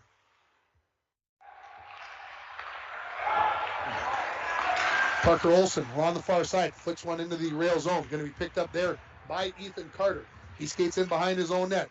Looks to go out the far side, chipped out to neutral by Pavlovich. Skating back to pick it up is going to be Glowak. He's going to be checked off the puck there. Rails look to center it, but it's kicked to the far corner, picked up there by Parker Olson for the Broncos. Parker looks to clear. That pass knocked away momentarily by Carter, then comes out to Savonin, who skates into the rail zone. Crosses over it. He takes a mammoth hit there from Pavlovich, and a late shot by Nate Dremel, and a good glove save by the goaltender, Sam Johnson. Good play here as we get a stop in the clock with 11:13. That will allow Max Dremel and number 17, Anthony Launderville, to head to the benches from the penalty boxes as their 2 minutes plus has been served. Face off to the left. Max Dremel goes right out to take the face off. It is won back by Holla. Rails knock it into the far corner. Olsen sends it all the way around back to the near side, out to center. Riles has it there. Couldn't control it. Sent right back in by the Broncos, Jake Olsen. And behind the Rails net, Olsen, Tanner Olsen, sends it back into the near corner. Picked up there by Pavlovich. Pavlovich knocked off the puck. Hollow will come in and pick it up for him. Off to Riles, who skates out of the zone. 2-on-2. Here come the Rails into the Broncos zone. Riles again on his backhand. Puts the body down. Caden Zahn did a good job of knocking that puck off the stick of Riles. Centering pass, knocked away by the Broncos. Picking up the loose puck is Max Dremel. He does knock it out of the zone. And now skating it out is going to be Skifstead. Gets to the red line. Backhands in, one in, chases it. Knocked it in the near corner. Olsen fires it out towards the point. Picked up there by Riles. He avoids one poke check. Now goes far wall. That's looking for Amendola. He gets into the Broncos zone, and then the Rails are changing behind the play, so that allows Nate Dremel to come out the near side from behind his own net. Pass off to Glowak. Picked up there by Koshik. He skates in across the blue line. Savonin shot. Good blocker save by Sam Johnson as Savonin was going for the far post. Rails right back the other way. 2-on-2 into the zone. Minaheim in behind the net now to Solo. Solo skates in the near wall. Out to the point. Leaves it there for Oakstead. He fires one towards the net. That's picked out by Glowak. Far side. Right onto the tape. Looking out. Oh, just out of the reach of Savonin was the pass by Colin Koshik, and it'll be an icy call for the Broncos. And Savonin looked like he might have a one-on-one opportunity coming into the zone. We'll get a face-off back to the left of goaltender Diego Christensen with 9:41 remaining in the second period. Proctor remains in the lead by a score of 2-1 on your Rainy River Community College scoreboard. Solon will take the face-off for the Rails. It'll be Max Dremel to do so for the Broncos. One back by Dremel. Fight around the boards.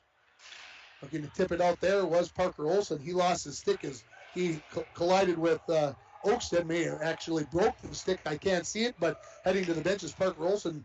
Coming on is going to be Jake to replace him. Shot towards the net. That's knocked away by Worley. Clearing attempt is successful. Here come the Broncos, 3-on-1 in the zone. Worley, and Skifstead just off sides as the Broncos had a 3-on-1 opportunity. And looking at that broken stick, I'm thinking, what, $200 probably? Yeah, those things just grow on trees, or at least they used to. So the faceoff will come just outside the rail zone. We're approaching 9 minutes remaining here in the second period. Winning the faceoff here is Holla for the Rails. Knocked away by Jake Olson. Race for the puck, picked up there by Moores. He goes in behind the net. Battling there with Jake Olson. Finally able to escape a little bit, find himself a room, gets it off to Bartlett, who knocks it out to center. Worley has it there. He plays it to the near wall. Knocked into the zone by Parker Olson. Rails come right back out the other way. They got a possible 3-on-2 as they come into the zone. Just onside. Bartlett. His shot knocked away by Zahn, goes to the end wall. Into the corner it comes. Out to the point. Olson, Tanner Olson, his shot. Christensen saw it all the way. Got the body in front of that one. Goes to the end wall. Clearing attempt. Kept in by Tanner Olson. He tried to put one off there to McLeod, but they couldn't connect. Comes out to the point. Another shot by Tanner Olson. That's knocked to the corner by the goaltender Christensen. Picked up there by the Rails. Knocked away by the Broncos. Kept in at the point by Tanner Olson. His shot knocked to the far wall by Worley. Clearing attempt kept in at the point. Shot towards the net. Hits some bodies. Bounces into the far corner. Just over 8 minutes remaining in the second period. 2-1 the Rails leading the Broncos. Centering attempt right out front, and there's a good save by Christensen as he got the body in that one as Riles was coming right down the slot and had a grade A opportunity on the backhanded shot. Big collision as Colin Koshik is knocked to the ice at center ice. That's where the puck is at as well. Koshik gets a third opportunity and finally brings it in the zone. Late slap shot. Johnson gloves it, drops it, and here come the Rails looking to come back out the other way. They get it to neutral. Glowacz turns, fires it right back in. The Broncos need to touch up. Knocked into the corner. Pinching in from the point is Savonin. His shot well off the mark. Goes to the far half wall. Picked up there by Skifstead. Skifstead puts one to the end wall. Knocked into the corner by the Rails. Now all the way around where Glowacz keeps it in at the point. Fired all the way around back to the far side. Savonin with 7.5 left in the second period. Has it at the point. Backhanded pass picked off. Cleared by the Rails. Glowacz has it at the blue line. Throws one in. Johnson out of his net. Settles it down there for Tanner Olson. He goes to the far side. That gets past Rothstein out to neutral. Savonin. Cross-ice pass for Glowacz. Glowacz on the near wall.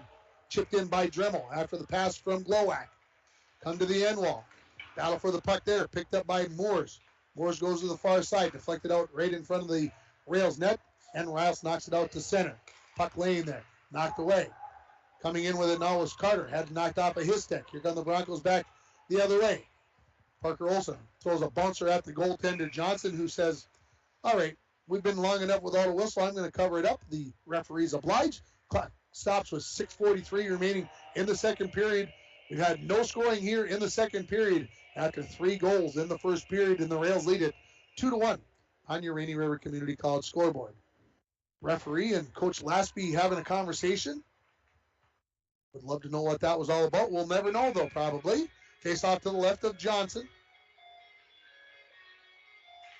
Face off can run back by Dremel, but stepping in front is going to be the Rails. Minaheim, he skates out to center, lost the handle on it. Being kicked around in neutral, finally picking it up is going to be Reiners. He sends one into the zone, and he's going to be just a couple strides short of that red line. That means icing on the Broncos. We'll get a face-off to the left of Diego Christensen. Shots on goal in the game so far, just 15-9 in favor of the Rails. So 6-4 in this second period in favor of the Rails. This is going to be Dylan Davidson taking the face-off against Max Dremel. Puck finally down on the ice. Dremel knocks it to the far wall, picks it up, tries to flip it out, kept in by Pavlovich. He sends it into the corner where Zahn has it. Zahn turns, looks, waits, throws it up on the near side to Parker Olson. He skates along the near wall, gets to the red line, and fires it in. Dump and chase. Johnson out of his net. Slows the puck down. Going to be picked up there by Oakstead. He goes out the far side. Puck kicked around, finally out to neutral. Rails have it now. Skating into the zone with it is Davidson. He skates in. Dodge shot, hit the side of the net. saw the ripple in the net. I thought maybe it was in, but it hit the side of the net. Zahn has it, leaves it back to Parker Olson. Backhands one along to Skifstead, who throws it off the wall. It'll come all the way back to the Rails zone. Under 6 remaining in the second period. Rails have it. Pavlovich skates back in towards his own net a little bit. Go back to gain ground, and that's what the Rails will do now as they have it on the stick of Halla. He skates in, leaves it there. Backhanded pass, looking for number 21, Bartlam. He couldn't control that one off the stick of Pavlovich. Now throwing back into the near corner. Zahn has his stick lifted as the Rails possess. Tanner Olson shot from the point. That's knocked away by Reiners into the far corner. Picked up there by the Rails. Centering attempt by Bartlam is knocked away by the Broncos. On the end wall now, Bartlam has it. Plays it in behind the Halla, behind the Bronco net. Zahn picks his pocket. Comes out towards the point. Kept in by Tanner Olson. Tried to go to Halla, just a little bit out of his reach. He picks it up in the corner. Out to the point. Slap shot there by Cooper Johnson. Knocked away by Zahn into the near corner. Zahn did that earlier in the game. They ended up in the back of the Bronco net on the power play. Centering attempt for Bartlam. Knocked off of his stick. Regains. Passes it into the corner. 4:45 remaining in the second period. Rails continue to apply the pressure as the puck seems to be perpetually to my left here over the last few minutes. Oh my gosh, there's a bouncing puck that Christensen dove out for. It bounced over him but missed the near post. How? I have no idea. There's a shot by Halla. That just goes over the top of the crossbar as the Rails are able to change players here and still maintain the pressure on the Broncos. Into the corner with it now. Knocked out the puck by Savonin is number 22, Amendola. Broncos have it now. Savonen's going to try to fire it all the way around the boards. Kept in at the point by Tanner Olson. Wrister tipped up into the netting off the stick of Frank Amendola, and we'll get a face-off outside of the zone as the Broncos are going to finally be able to get fresh bodies onto the ice, as that was a shift of, I'm going to guess, 2+ minutes on that shift as the Broncos could not get it out of their own zone. And with the benches being the long break here, the long shift change, it was very difficult for the Broncos to make the change. So the face-off just outside the Broncos zone. 4:09 remaining in the second period, 2-1. The Rails lead it on your Rainy River Community College scoreboard. Winning it back is Max Dremel. Back to get it is going to be Rosti. He throws it in the corner. That's picked off by the Rails. Amendola comes out to the point. Pavlovich has it there. Near side, one-timer. That was fanned down partially by Moores. Didn't get all of it. Comes off the stick and skate. Comes out in front off of a Bronco player right under Diego Christensen. And then coming in late is going to be a couple of players. And Diego Christensen did not take kindly to that. And so we're going to see maybe some penalties coming up here. I'm not sure. We'll wait to see if anybody is heading to the penalty box. But I know that Christensen, I'm going to say, took a swing. And I know in high school hockey that's a no-no, but maybe I didn't see it as the same as the referees did, and so they are chatting. And coming to the penalty box is the referee, and we're going to wait to see. We're going to get everything straightened away here, so I'm going to stand up as the referee's going to talk to Mark Glowak, the PA guy, and he's writing stuff down. And the scoreboard operator is putting penalty time up, and it looks like it's going to be on the home side. So it is going to be on some Bronco, and I'm not sure if it's going to be on Christensen, and somebody's going to end up having to serve that. So we'll have to wait and see, but it is going to be number 21 for the Broncos. That is going to be Caden Rossi. That's going to come and serve the 2-minute penalty. I think that is going to be on the goaltender Christensen. So we'll wait to see. So it'll be the fourth power play, of the game for the 2-minute minor, number 1, Diego Christensen for roughing. The penalty will be served by number 21, Caden Rossi.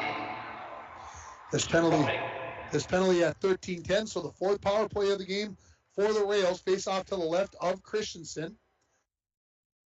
Broncos have Savonin, Glowak, Worley, and Koshik out on the penalty kill. For the Rails on the power play, you're going to have Pavlovich, Tanner Olson, Amendola, Halla, and it looks like Riles on the far side. And both coaches are getting explanations. And obviously, like I said, I thought I saw a punch, a swing by the goaltender after the collision into him. He didn't take kindly to it, did Diego. And so maybe that's the discussion between head coach Jeff Laspey and the referee. Maybe they're looking for, why is it only 2? And I can only speculate that maybe they're saying, well, your guy got into the net. I don't know. Not saying that that's right. Just making a guess. All right. Coaches have been told we are ready to get back to hockey. Face off. Heads to the far half wall. Control it. Tanner Olson, far point. Looking for Holla. Near side for Pavlovich. Again, that almost the letter T as you see it. And there's a backhanded shot by Routes. Didn't get all of it. Clearing attempt by the Broncos. Did get outside of the zone. And turning around is Tanner Olson. And the referee says, we're going to bring it all the way back down. Sees how you let that go and you said something. And they're having a nice conversation. Face-off will come to the right of goaltender Johnson for the Rails. Just 15 seconds into the power play for the Rails. Again, their 4th of the hockey game.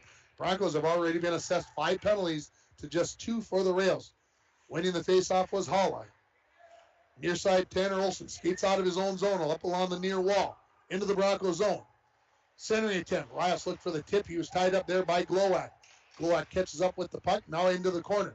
Turns, trying to clear right onto the stick. Olson, he couldn't control it, and he skates back into his own zone to regroup. Onto the stick of Pavlovich. He comes in along the near wall, stops at the half wall, turns, skates into the circle, waiting for everybody to get set up. Holla gets it back to Pavlovich. That was intercepted by Worley, and he sends it all the way down the ice. 1 minute remaining in the power play for the Rails. Holla from behind his own net, head of steam out the far side, up to the Bronco blue line. Now comes into the zone, lays on the brakes, sends one in behind the net. Riles has it there. Plays it past the Bronco player, now out to the point to Olson. Try to come near side to Pavlovich. That was intercepted by Koshik. He sends it all the way down. The Broncos are going to try to change out one penalty killer here. Rails looking to come out. Olson, stretch pass, up looking there for McLeod. He skates in. Sharp angle shot. Christensen the save. Couldn't hang on to it as he got it with the glove, but knocked it far enough away from the net to clear away any good opportunity on the open net. Into the far corner.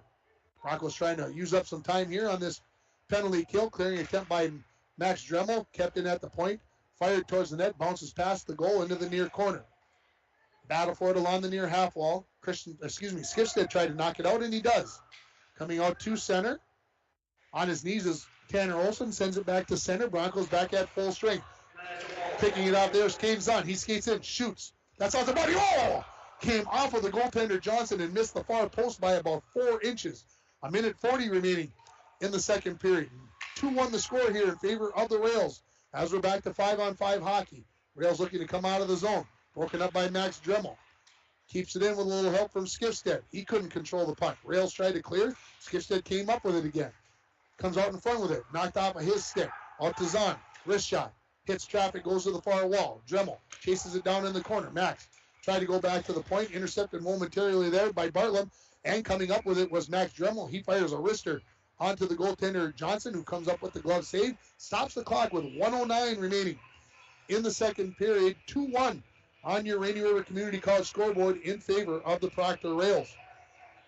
I'm going to say a very even period for the most part. The Rails had that big segment of time to our left where they were really putting the pressure on the Broncos, but the Broncos withstood it right off the faceoff. Savona throws a shot on to the goaltender Johnson, who sticks that into the corner. Picked up there by the Broncos. Deflection right out front off the stick of Nate Dremel, and good save by Johnson, and an opportunity as Koshik was at the edge of the crease there, but couldn't come up with that bouncing puck. 50 seconds remaining in the period. Back in the Broncos zone. Broncos picked up there by Savonin. He skates along the far wall. Back checked away by Holla. Loose puck. Oh, near turnover by the pass there of Riles, but he's able to get back, and now 2-on-2 come the Rails into the zone. Shot, saved by Christensen off the shot there of Amendola, kick to the far wall. Under 30 remaining in the period. Holla has it in behind the Bronco net, centering pass, kick saved by Christensen. Shot hits the side of the net on the rebound as the Rails applying some final pressure here in this final minute of the second period. Shot, that's knocked down there by Christensen. From the wall on the shot by Austin Morris, 10 remaining in the period. Rails putting some pressure on. Here comes Savonin out of the zone. He's pulled down, and he's going to get a penalty call on the rails with 3 seconds, and the Broncos will have one final opportunity. Now, what immediately comes to my head, the Broncos back at War Road playing Grafton, and they get a face-off with 1 second remaining, and they score by Koshik. Let's see, maybe can pull some magic out here. This penalty is going to be on Austin Moores. He's going to go for the trip at 16:57 of the second period. So the Broncos going to go on the power play. It's brought to you by Up North Builders, expert construction in International Falls. They've got planning, they've got management, they've got experience. It makes a difference. Up North Builders. So we need one more body on the ice for the Broncos. It's Max Dremel coming on late. Face off one back by the rails, and they'll just put it into the corner, and that will bring us to the end of the second period. 34 minutes in the books. No change in the scoreboard after the previous 17 minutes as the score. Proctor 2, International Falls 1. We'll take a break, and we'll come back with the Green Larson Mortuary in between periods report. You're listening to Bronco Boys Hockey on K104 and RJBroadcasting.com, and you're watching it on YourLiveEvent.com. The holiday is now Outdoorsman Headquarters of International Falls hopes everyone had a joyous holiday. A reminder to all you ice fishing enthusiasts to pick up your Outdoorsman Headquarters Bait Club card. It's only $30, and it's good for 10 dozen chub or crappie minnows, and you get the 11th dozen free. The Outdoorsman Headquarters has a large inventory of ice fishing combos priced to sell and to help put you on the fish. We also have Garmin and Markham fish finders. All this going on now at the Outdoorsman Headquarters of International Falls. Greetings, Borderland. This is Chris Lasla, Business Officer at Border Bank. If you own a business, you know how important it is to have the right business banker by your side. At Border Bank, we're more than business bankers, we're partners, and we care about our customers' business as if they were our own. If your business could use that kind of attention, visit with me, Chris Lasla, to explore what business banking at Border Bank can do for you. Border Bank is a full-service bank offering competitive financing and refinancing. Member FDIC. Now is a great time to visit Falls Lumber Company's Design Center. We heat this building with fireplaces and stoves so you can feel the warmth, see how they burn, and check out which one is best for your home or cabin. We sell some of the best name brands in the business: Cozy, Hearthstone, Yodel, Napoleon, Regency, Majestic, Dimplex. For all your fireplace needs, check out Falls Lumber Company's Design Center. Something for everyone. If you want to get away, book your vacation from Falls International Airport. Falls International Airport offers direct non-stop flights to Minneapolis daily, along with a non-stop charter flight to Laughlin, Nevada, March 7th to the 11th. For more information and to book your Laughlin trip, visit internationalfallsairport.com and click on charters. With modern terminal, free parking, free Wi-Fi, shorter lines, easy baggage claim, and more, you'll be happy you booked your flight out of Falls International Airport. Lake of the Woods Foods of Baudette is proud to be sponsoring Bronco Sports. Lake of the Woods Foods invites everyone to Baudette to check out the new look and added additions to our beautiful store. Caribou Coffee with takeout or drive-up service. Our full-service butcher shop with International Falls' very own Paul Dremel cutting your meats to order. Shell Gas with 91 non-oxy gas for snowmobiles and four-wheelers. It's new, it's exciting. Visit the new and improved Lake of the Woods Foods of Baudette. Check out our Facebook page and weekly ad at lakeofthewoodsfoods.com. Edward Jones is a proud sponsor of Bronco Sports on K104. Call John Winkle or Eric Strand, financial advisors, at 283-6464 for all your investment needs. Edward Jones, member SIPC. I adopted Bento in 2010 from a shelter. A lot of people know him as Keyboard Cat. That's just one adoption story that started at a shelter. Visit theshelterpetproject.org to find a pet near you. Brought to you by Maddie's Fund, the Humane Society of the United States, and the Ad Council. Back at Bronco Arena in between the second and third periods. You're listening to the Green Larson Mortuary in between period report.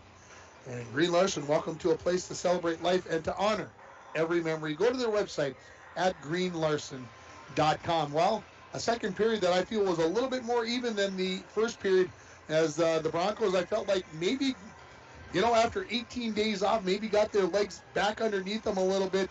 Dwayne had talked about in the first period, they looked like they ran out of gas. There was that stretch in the second period where the Broncos just could not get it out of their own zone. And, hey, that's going to happen in the best of times and in the worst of times. But I felt like the Broncos were able to get some good looks at the net. They had 8 shots on goal in that period. And so things were a little bit better. It was very even, no scoring in that second period.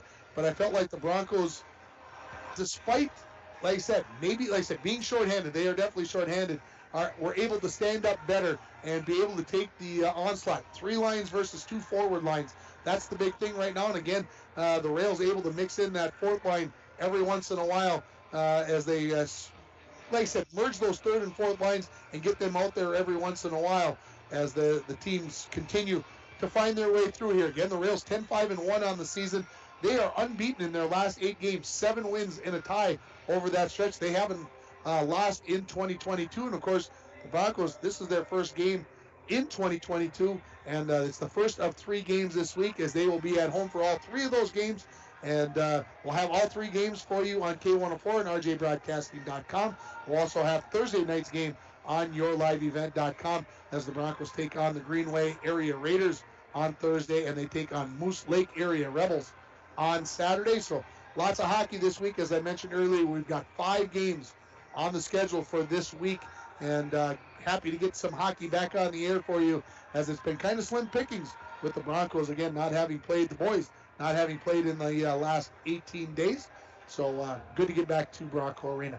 Let's take another break, and when we come back, we'll run down the scoring and all the penalties in the second period. You're listening to the Green Larson Mortuary In Between Periods Report for Bronco Boys Hockey on K104, rjbroadcasting.com, and yourliveevent.com. At Packaging Corporation of America, your friends and neighbors have been making high-quality Boise brand paper for 110 years.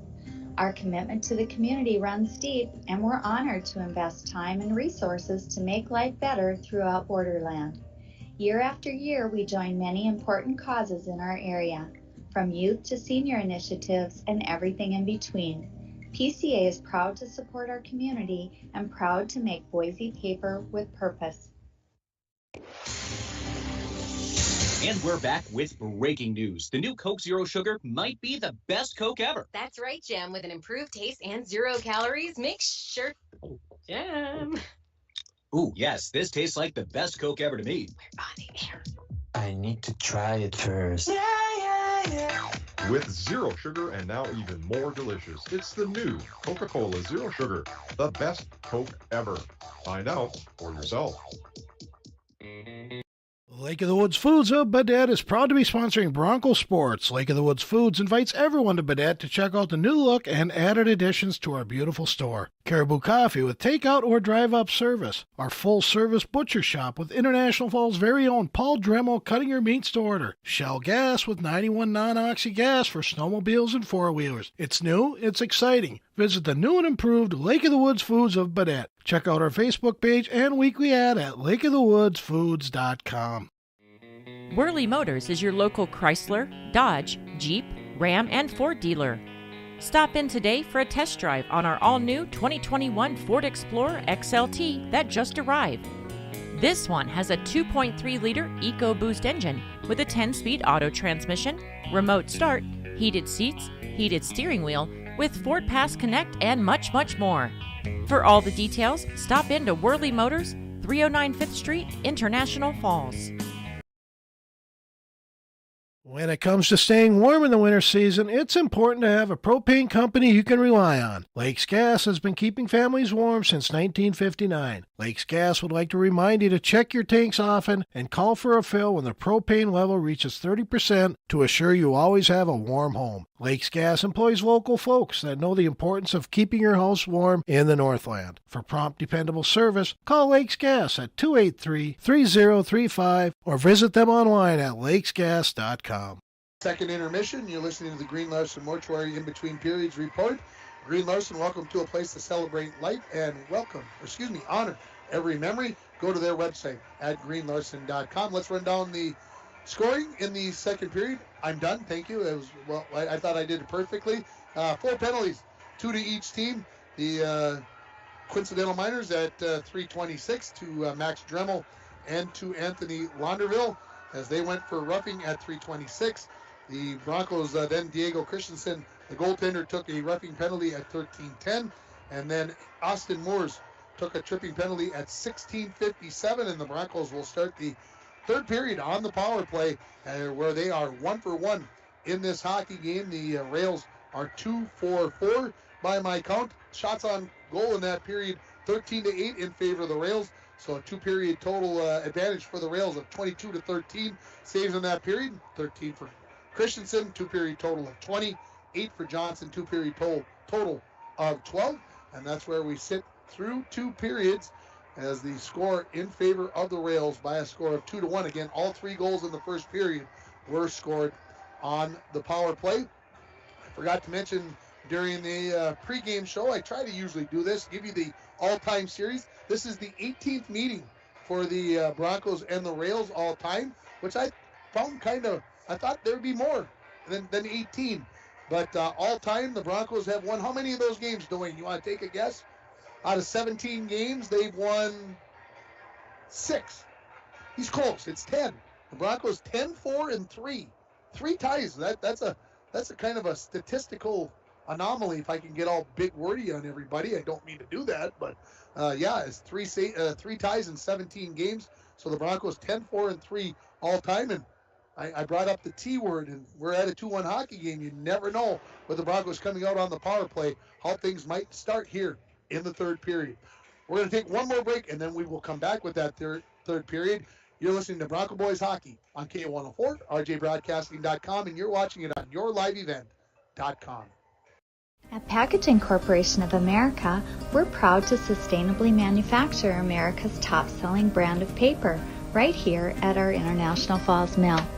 PCA is committed to U.S. manufacturing, environmental excellence, and providing great support to the many events that make our community unique, including the International Falls Bass Championship. At Packaging Corporation of America, we make more than paper. We make a difference.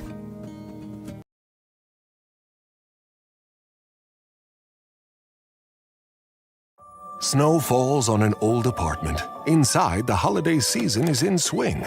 On the first floor, Cokes are poured and stories shared among friends. 3 flights up, one generation passes down the family recipe to the next. So good. Inside every home, there's magic. Coca-Cola, real magic.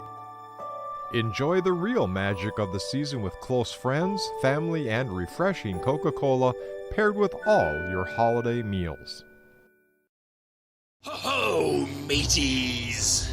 Mike, the Pirates are back. Oh no, not them. They came in for icebox days, and now they no longer want to walk the plank.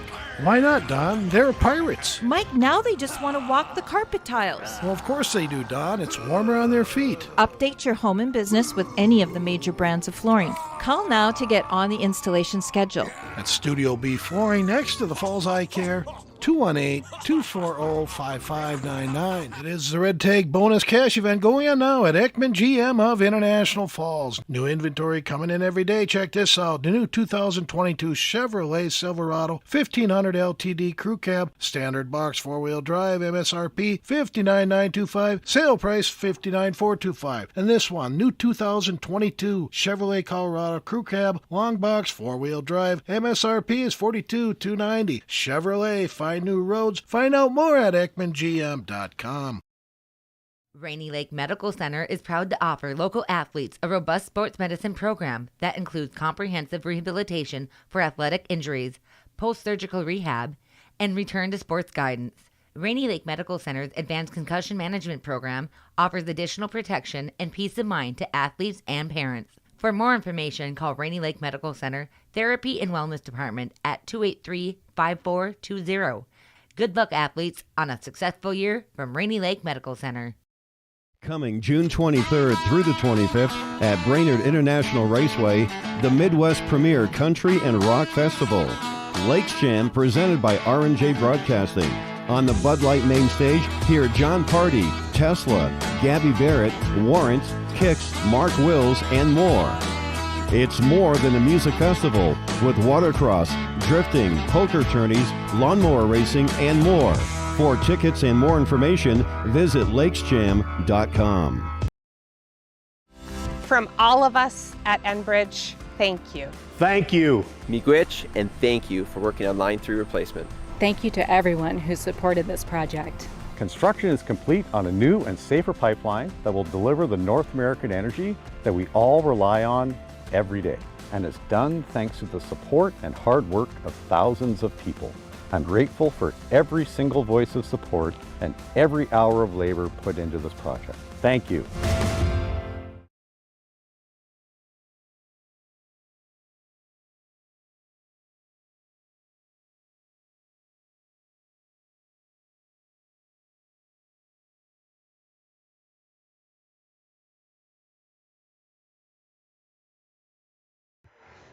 Back here at Bronco Arena, the rails on the ice, the cheerleaders on the ice. I think the referees.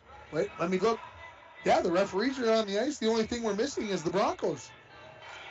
No, Broncos not on the ice. I think Larry Ross would be proud right now. Holding this, he'd be proud. Broncos keeping playing it at their pace, as they like to say. Hey, I want to give you an update. The LBF girls basketball team got an early start tonight down at Cherry. They played a 6 o'clock game. They end up losing by a final score of 80-33 to the Vikings. Destiny Pekarski had 28 of the 33 points for the Vikings in that game. And yeah, next time we're going to have Vikings girls basketball on the air a couple of Mondays, the 31st, as they'll be down in Black Duck, a doubleheader. We'll have both of those games from Black Duck in that game there. And as the Broncos come out onto the ice, we're getting closer and closer to the start of this third period. Broncos trailing it 2-1, but they are got a minute and 57 seconds left on the power play. That was on that tripping penalty that was called on Moores with 3 seconds remaining in the period. Savonin coming into the offensive zone with a chance to put one on towards the net and got tripped up. So we'll see what the Broncos can do on this Up North Builders power play. They've got expert construction right here in International Falls. They've got planning, they've got management, they've got experience, and it makes a difference. Up North Builders. So the school song just about ready to be finished up here, so I'm going to take a chance to stand up and stretch my legs as well as we get ready for this third period. Broncos going right to left.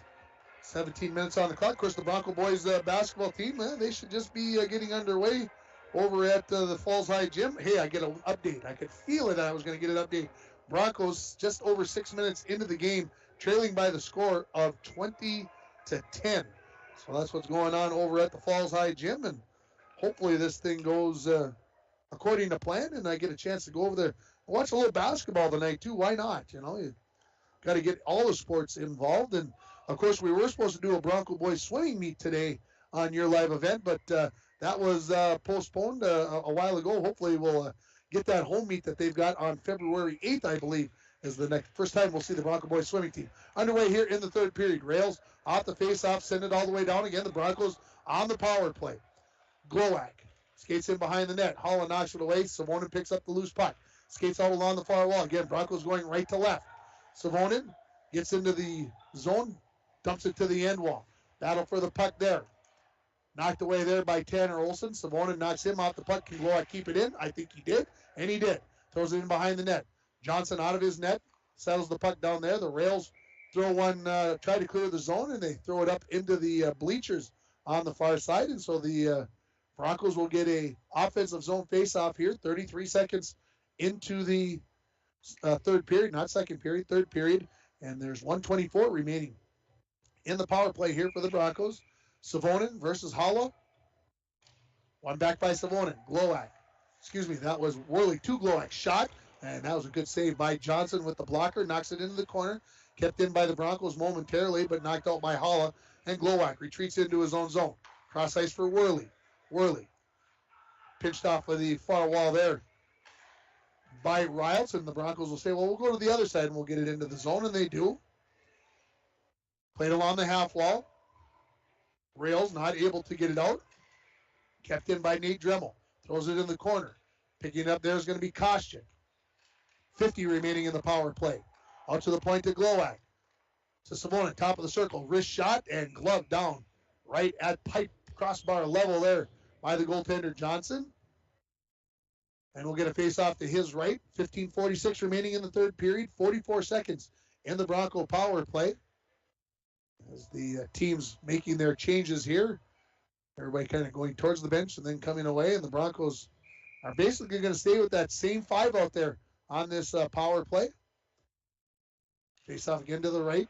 of Johnson, controlled by the Broncos. Glowak just keeps it in. Wrist one, that's knocked away by the Rails, and they'll send that all the way down. Glowak trying to keep his eyes up, trying to find a spot to shoot that one. Did not get all of that puck. Back in the Broncos zone, kicking it into the near corner is McLeod. Up along and out of the zone now. Here comes Koshik. That's knocked off of his stick by the Rails, Cooper Johnson, and it comes back into the Bronco zone where Christensen stops it, leaves it for Glowak. Broncos ready to come out with it. Last few seconds of the power play. Worley makes a move at the blue line. Got it in onside, but the Rails will send it all the way down, and that will do it with 3 remaining in the power play. We'll have 5-on-5 hockey here again as the Rails make one final change. Get it out of the zone. Caution. Onto the stick of Cooper Johnson. He sends it into the Broncos zone. Holla picks it up there. Behind the back pass. Back to Riles. He walks in, shoots, and that missed the mark by a lot. And behind the net. Now comes into the near half wall. Getting there first is going to be Colin Koshik. He'll send that all the way down, and the Broncos will take an icing call here. 14:39 remaining in the third period. Score remains 2-1 as it was after the first period on your Rainy River Community College scoreboard. Start your voyage at RRCC. Your future awaits you right here in your home backyard. Rainy River Community College, 285-7722. Face off to the left of Christensen. Holla versus Max Dremel. One back by Holla. Riles, wrist shot. That goes wide of the mark. Picking it up is going to be Rosti. Tries to clear the zone. Kept in by Pavlovich. His wrist shot deflected in front. Christensen got it with the stick. Almost put it right back out in front for the Rails, but cleared away by Rosti. Out to center. Rails have it. They'll go backwards, and Holla thinking, I'll get that on to Pavlovich, and we'll go across ice and wheel the puck back around to the far side. But that missed, and now the Broncos playing the forecheck here. Max Dremel all over the place like he always is, number 5 when he's out on the ice. There's going to be all kinds of effort, all kinds of hitting going on, and the Rails look to clear, and they will. Riles backheads one to Holly. Chases it down in the Broncos zone. Leaves it back for Riles. Centering pass, deflected. That goes wide of the near post off the stick of Amendola. Riles has it back again behind the Bronco net. Ooh, tried to go from one side of the net to the other. Did that first line for the Rails. Just couldn't connect. Holla gets it back. Shot from the point. That goes wide of the mark. Picked up along the near wall by Riles. Riles flicks it off the wall. Comes in behind the Bronco net. Dremel fires it around the boards. Going to be kept in at the point by Cooper Johnson. Now to Riles in the corner. Skips over his stick. Rosti. Went back to Zahn. Zahn to Dremel. Dremel. Cross ice pass. Bounces off the wall. Comes out to center. Excuse me. Tanner Olson throws it right back in. Both teams changing personnel. Now off to Colin Koshik at neutral. He skates in. Tries to push it around a Rails player. He does, but picking it up first is going to be Solom.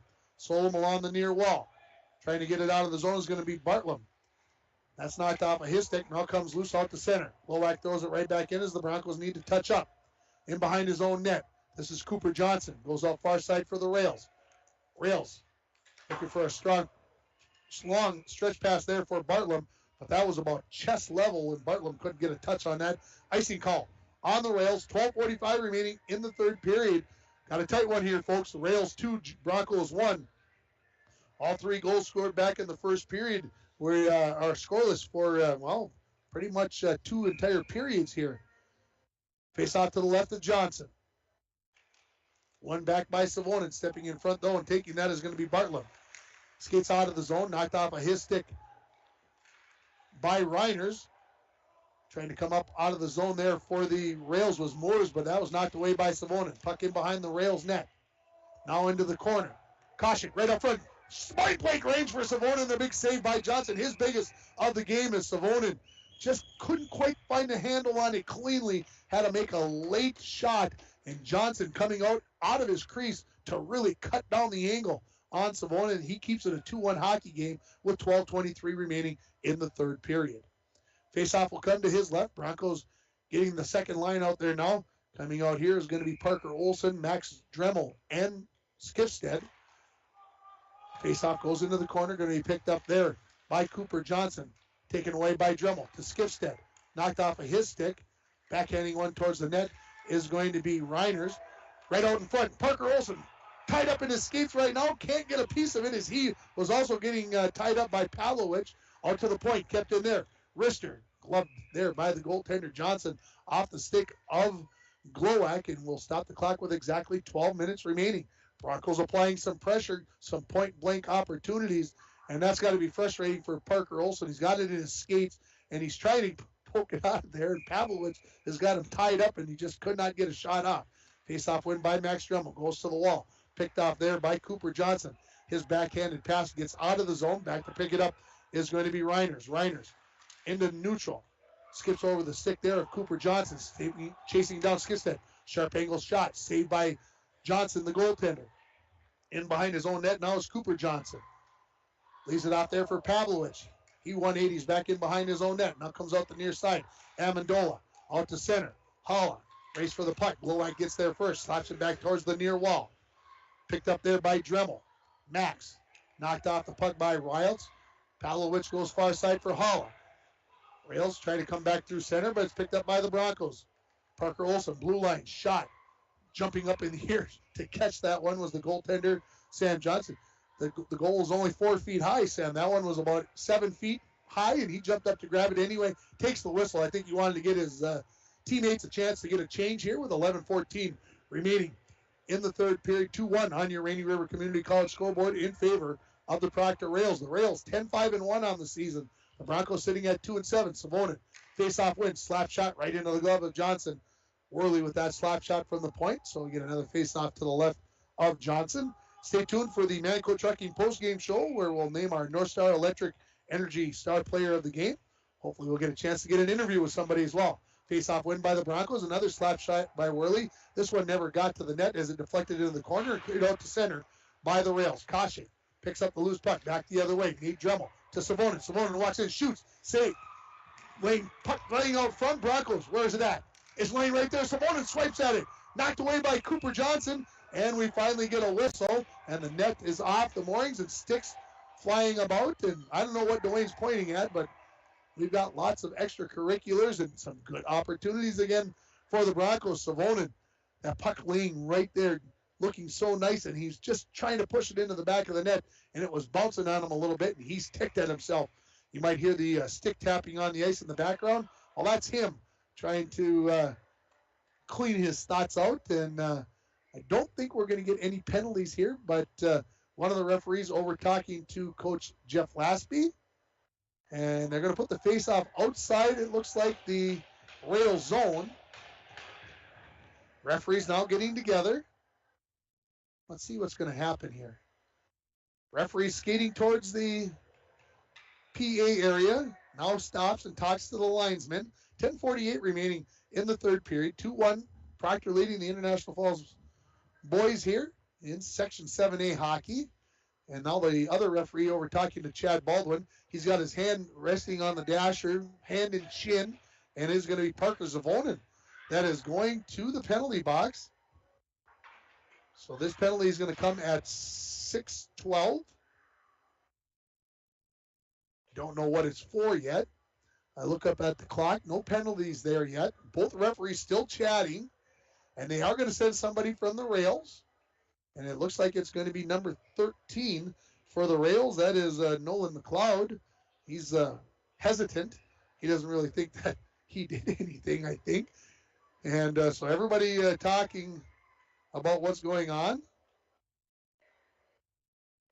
So again, these penalties at 6:12, and I assume we're going to play 5-on-5 hockey.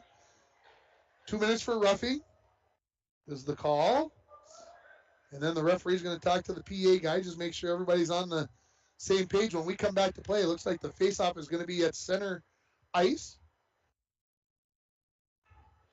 A long conversation, and the Rail players are getting a long lesson from one of the referees. I don't know what the explanation is. Now both referees and the linesmen over in front of the Rail bench. And it should have been a what? Should have been a penalty call. And I don't know. The one referee just pointed to Tanner Olson, and he's headed to the penalty box as well.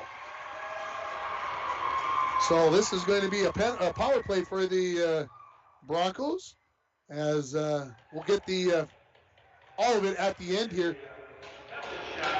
It's going to be a penalty shot. That's what it is. Okay.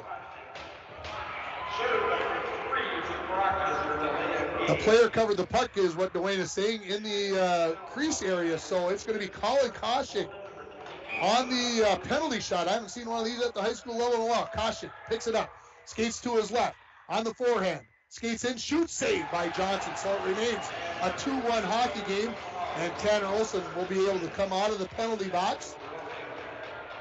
So we're going to have 5-on-5 hockey here. Just writing myself a note here. And so the faceoff is going to come to the right of Johnson, 10:48 remaining. So that's what all the discussion was about. It was about a penalty shot. As Dwayne again, he saw that the puck was covered up by one of the Proctor players in the crease. And I didn't see that. And so now the conversation continues. But Koshik came in on his forehand down the left-hand side and tried to beat the goaltender Johnson to the blocker side. And Johnson able to get the blocker out there and knock it away. So face off to his right. One back by Skipstead. He won it so cleanly that it's going to go all the way back into the Broncos zone. Zahn races back to pick it up in the near corner. Try to go cross ice. Deflected. Bouncing puck along the far side. Chipped along. Dremel will pick it up there, and he takes a hellaciously high hit, and he's going to get called for the, going to get called for the icing call. He says, I just about got decapitated. How can you call icing on me? I honestly thought it was going to be head contact as that check by the rail player. Dremel, not very tall in stature, but he came up high on him. But we'll get a face-off to the right of Christensen. One back by Max Dremel. Worley picks it up, fires it around the wall. Skipstead has it along the near half wall, couldn't control it there. From the point, Austin Moores tried a shot towards the net. That was knocked away. Picked up by the rails. Holla, saved by Christensen on the sharp angle shot. Now, this is Zahn racing out of his own zone, up the center of the ice. Gets to the blue line, has his stick lifted, and the loose puck picked up by Riles. He spins in his own zone. Tried to go along the near wall, picked up there by Skipstead. Skipstead lost the handle on it. Comes out in front of the rail net where it's going to be picked up by Tanner Olson. Olson goes out the far side, down the ice. No icing as there was a tip there by Glowacz. Christensen out of his net, leaves it for Glowacz. Out the far side. Parker Olson couldn't control it. Backhanded towards the net by Amendola, picked out by the Broncos. They're clearing it, kept in by Tanner Olson, and then clearing it out is going to be Dremel. Rails get ready to come back the other way. Intercepted by Zahn as he steps up in the play. From his defensive position, he's knocked down, and the Rails knock it back into the Broncos zone where it's picked up by Glowacz. Far side looking for Dremel. That was out of his reach. Rails knock it right back into the Broncos zone. Neat Dremel knocks it right back out. Rails come to the near side. They can't connect. This should be an icing call on the Rails, and it is with 9:13 left in the third period. 2-1 the score on your Rainy River Community College scoreboard. Shots on goal, 24-21 in favor of the Rails. So in this period, the Broncos outshooting Proctor 8-2 as we approach the halfway mark of this third period. Face off to the left of Johnson. Face off is controlled by the Rails. They lift it up down the ice. Race for the puck. This is going to be won by Launderville. Not soon enough to get a shot. Lays on the brakes, tries to stuff it. Christensen got there, and on the second attempt, he's going to put it into the back of the net. What a great individual effort by Anthony Launderville, and he gives the Rails a 3-1 lead. Just can't do it any better than that, folks, as the Rails are going to go up by 2 here. Launderville just picked up that puck. It was all effort. That's what you want to see out of a third-line right winger, and he took care of business. Got the initial shot there, then got the rebound and beat Christensen. This goal will come at 7:59, and we'll see. We're going to get the official scoring here, and we're going to get probably one assist, I'm going to guess, but we'll see what the scorekeeper tells me. And we get a whistle after 17-20-27. And I can hear Coach Chad Baldwin saying to the referee, how could you count that when the goal wasn't on the moorings? He said, after the puck went in, you pulled the net back on. And the official is trying to explain what he saw. So again, the goal goes to Anthony Launderville. The assist to number 20, Wyatt Minaheim, and number 27, his second assist of the game, Carson Pavlovich. And now the linesman is going to come over and talk to the penalty box area, and they're seeing if the players should be able to come back on the ice. Not quite. As I look down, those penalties called at 6-12. We got to get to 8-12. We're just short of that. Face-off controlled by the Rails. Back in his own zone is Pavlovich. He's harassed there by Kostyuk. Spins around, throws it into the far corner, comes up the far wall. The Rails look to get it out, and they will. Battle for it at the red line. Glowacz had a couple of pokes at it. Rails now have it. They fire it in off the stick of Launderville, and will be offsides as they touch back up until they do. And now they do. The Broncos try to go stretch pass out the far side, and we get a whistle. Oh, my goodness. One of the coaches for the Rails unhappy. And I think we're going to get a too many men on the ice penalty here on the Rails, and the Broncos are going to go on the power play. This penalty is going to come at 8:28, and Solom is going to serve the penalty. So this power play is brought to you by Up North Builders, expert construction in International Falls, planning, management, and experience. It makes a difference. Up North Builders. So the Broncos are going to bring out Nate Dremel, Colin Kostyuk, Parker Savonin, Ben Glowacz, and Matt Worley for this power play. That comes to the left of goaltender Sam Johnson on the faceoff. Drop the puck, controlled by the Rails. Fire it all the way around the boards, and it will go up out of play. And so we'll have a face-off again, this time to the right of goaltender Sam Johnson. No, to the left. So the too many men penalty gives the Broncos their third power play of the game. 1 for 2 on the power play. Broncos trailing at 3-1 on your Rainy River Community College scoreboard. Rails win the faceoff, trying to clear, unable to momentarily. Worley couldn't keep it in, and now the Broncos will regroup back in their own zone. Looking for Kostyuk. That doesn't connect. Onto the stick of Tanner Olson. He skates back towards his own goal line, fires it down the ice. Holla looking for a short-handed opportunity, knocked away by Glowacz. Stretch pass looking for Nate Dremel. That doesn't connect. Tanner Olson right all the way back down the ice. Glowacz picks it up. Under 8 remaining in the game. Broncos down 3-1. Kostyuk into the zone, off the wall to himself. Into the corner, lays on the brakes. Overskated the puck. Tanner Olson tried to fire it around the wall, but he banned as well. Olson will get it back. Now he'll fire it all the way around and out to center and back into the Broncos zone. Routes is going to get there first. Sharp angle shot, hit it off the pipe on the near side. That was not in. Referee waited off. No light comes on. Wilds almost had his second goal of the hockey game. Puck back in behind the Bronco net. Glowacz has it there. 50 remaining in the power play. Savonin skates it out of his own zone. Gets to the blue line. Pushes it into the corner. He's ridden out the puck by Pavlovich. Puck comes loose. Nate Dremel has it. Kicks it to himself. Looking to center. 180's back in behind his own net. Knocked down. That should be an interference penalty, shouldn't it? Kostyuk wasn't touching that puck. Tanner Olson tries to clear it on the backhand, and now the Rails will skate it out. Amendola out of his own zone into the Broncos zone along the near wall. Pushed wide by Zahn. Lays on the brakes. Now turns it back on. Knocked off the puck. Zahn has it. 15 remaining in the power play. Kostyuk looking for Nate Dremel. He tips it into the zone. Picks it up in the corner. Knocked out the puck there by Cooper Johnson. Pushed in behind the Rails net. Pavlovich has it. Penalty just about over, and it is. 6.5 remaining in the third period. 3-1, Rails lead it. Back we come out to center. Stick lifted by Jake Olson, and he fires it into the Rails zone. Pavlovich back in behind his own net. Far side for Cooper and Johnson. Leaves it off there for Holla. Holla looking for Bartlam. He tips it into the Bronco zone. He will win the race for the puck. Skates it into the far corner. Zahn all over him. Knocks him off the puck. Max Dremel pushes it to the blue line. They did get it out. They touch up. Right back at it. Glowacz harassed there and sliding in and nearly getting a shot attempt off was Minaheim. Comes to the point. Kept in by the Rails. Going towards the net. Deflect into the corner off the body of Bartlam. In behind the net. Centering a tip right out front. Chipped up into the air. Kicked around. Going to be picked up by the Rails. Out to the point. Wrist shot by Cooper Johnson. Goes over the top of the crossbar. Holla picks it up behind the net.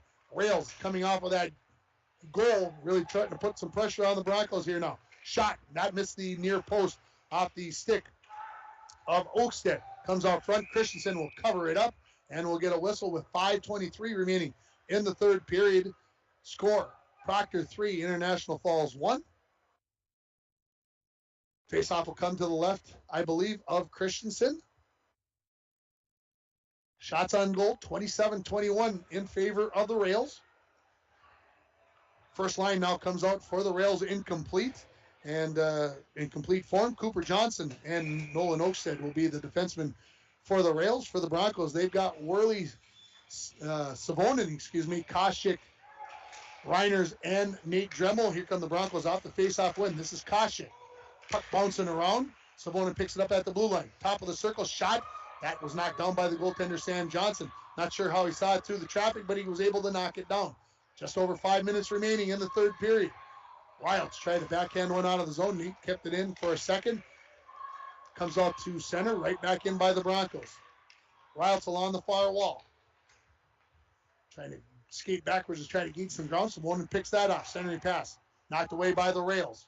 Now picked up by Koshik. He tries to backhand one out towards the blue line. It's picked off there by Riles. Worley does a good job of getting himself in front of Riles to get the turnover. Now the Broncos ready to come back the other way. Koshik tries to split through the defense. He will. Skates in. Tied up. And we're going to get a penalty here coming up on the Rails as they touch it up. And it is going to be a hooking call. And the Broncos are going to go back on the power play with 4:27 remaining as this penalty will be called on Oakstead with 12 at the 12:33 mark. And so the Broncos will go on the Up North Builders power play. Expert construction right here in International Falls. Planning, management, and experience. It makes a difference. Up North Builders. Face off to the right of Sam Johnson. Broncos need to get something going here. They trail by 2 with 4.5 minutes remaining. They go on the power play. Face-off win. Back to Zahn at the point. He skates parallel to the blue line. Comes to Max Dremel along the near half wall. Dremel weighing his options to Jake Olson. Now up to the top of the slot. That shot by Zahn is deflected into the corner. We got a penalty coming up on the Rails, and we got a slash coming up on the goaltender. And the referee with some emphasis on that slash. So the Broncos all of a sudden are going to go on a 5-on-3 power play here.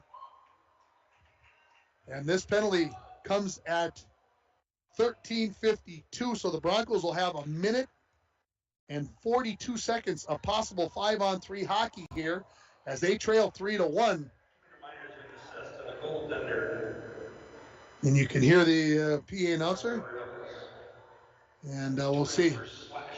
Coming to serve this penalty is going to be number 13, Nolan McLeod. So the faceoff comes to the left and a timeout by the Broncos. I thought that might be coming here. But the 5-on-3, this timeout is brought to you by Service Master of International Falls. For a home that is professionally cleaned all year round, call Service Master at 283-4475. That'll give me an opportunity to take a look at the phone. Halftime score. War Road 53, International Falls 34. Wow, that's a lot of points in the first half. That's nearly 3 points a minute if you want to do the math on that. So let's see, what else do we got? Grand Rapids leading Cloquet 3-0 after 1 in boys hockey. No shock there. So that's what I've got on my update on my phone very quickly here again. And again, this timeout brought to you by Service Master of International Falls. Again, for a home that is professionally cleaned all year round, call Service Master at 283-4475. Todd and Gretchen will take very good care of you. Well, what an opportunity here for the Broncos as they're going to go on this 5-on-3 power play. And it's one of those things where you just got to try to take advantage of this. And the Broncos coach, Chad Baldwin, said this in the pregame interview. We got to take advantage of our chances. And they just haven't taken advantage of a lot of their chances here tonight. They've got 23 shots on goal. I could think of 4 or 5 others where the puck was just out in front of the net someplace, and the Broncos just not able to get a piece of the puck. So coming towards the end of this timeout called by the Broncos. When we come back, they're going to have 1:42 of 5-on-3 hockey. We'll be right back here Thursday night at Bronco Arena for Bronco Boys Hockey as they take on the Greenway Area Raiders. And they took on Hermantown the other night, last night it was. And the Raiders fell by a final score of 9-0. The Broncos are going to come out with Savonin, Skifstead, Koschik, Max Dremel, and Glowak. So 4 forwards out for the Broncos on this 5-on-3 power play. For the Rails, it's going to be Holla, Tanner Olson, and that is Pavlovich on the far side of the ice. 4:08 remaining in the third period. 5-on-3 hockey here. Face-off 1 to Skifstead at the point to Glowak. Glowak at the blue line in the center of the ice. Comes to Savonin on the near side. Back to Glowak. Back to Savonin. Top of the circle. Skifstead tried the one-timer. Fanned on that. Rails look to clear, and they will. Back to pick it up is going to be Glowak. Saw what the Broncos were trying to do, just didn't execute. Glowak thought that was going to go to Dremel. That pass, they weren't on the same page. The Rails will send it all the way down. And now there's 1:10 remaining in the 5-on-3. Glowak in the far corner. Ready to skate out of his own zone. Cross ice pass. Skifstead skates into the zone. Top of the circle. Dot. Now below the net. Looking to get this power play set up. Out to the point to Glowak. Cross ice quickly to Savonin. Savonin back to Glowak. Glowak back to Savonin. He skates in. Wrist shot. That's deflected away by Pavlovich. Picked up by Max Dremel. To Savonin. To Glowak. 40 remaining in the 5-on-3. Shot missed by Savonin. Tried to go to the top corner and sent it high. Skifstead along the far half wall. To Glowak. Glowak. Parallel the line. Comes to Savonin. Shot. Kick save. Rebound. And a save again on the rebound by Johnson as Koschik and Max Dremel were both out there in front. Unable to get a good chip shot on that. 2:51 remaining in the third period. 25 in the 5-on-3. 2:51, like as I mentioned, remaining here in the period. Here comes Worley in for Skifstead. So the rest of the power play unit stays the same for the Broncos here. Face off to the right of Johnson. Back to the point. Worley has it to Glowak. Glowak trying to go back to Savonin. Good job there by Riles to break that up and sends it out to center. Try to go back to Savonin, and that is going to be an icing call. Wow, on the Broncos. Deep breath, everybody. I'm going to take one myself. 2:38 in the period, 12 in the 5-on-3, 30 in that second penalty, as the Broncos will get a face-off to the left of goaltender Diego Christensen. And, of course, once we get back to 5-on-5 hockey, how long until the Broncos get Christensen out of the goal here as they trail by 2, 3-1 on your Rainy River Community College scoreboard. Amendola off the faceoff, punches it right towards the goaltender Christensen, who knocks that away. It was not on goal, but he knocks it away. Now the Broncos ready to skate out. Coming onto the ice is Oakstead, so 5-on-4 now. The power play continues. Thrown into the near corner. Battle for the puck there. Just seconds away from it being 5-on-5 hockey. Tanner Olson sends it out of the zone all the way down. Race for the puck. Going to be won by Riles. Excuse me. Christensen got there first. He sends it all the way around the board. Savonin has it. Looking off for Worley. Worley sends it to the far wall. 2 minutes remaining in the third period. Broncos looking to get opportunity to get Christensen out. Poked into the rail zone, but picked up there by Bartlam. Now taken away by Skifstead. Big check there by Tanner Olson. Tough to knock big number 6 Skifstead down, but that's exactly what Tanner Olson did. Rails look to get it out, and they do. Down the ice it goes. Race for the puck. Battle. Rios, quick shot off the collection of the puck, and he sent that one wide of the mark.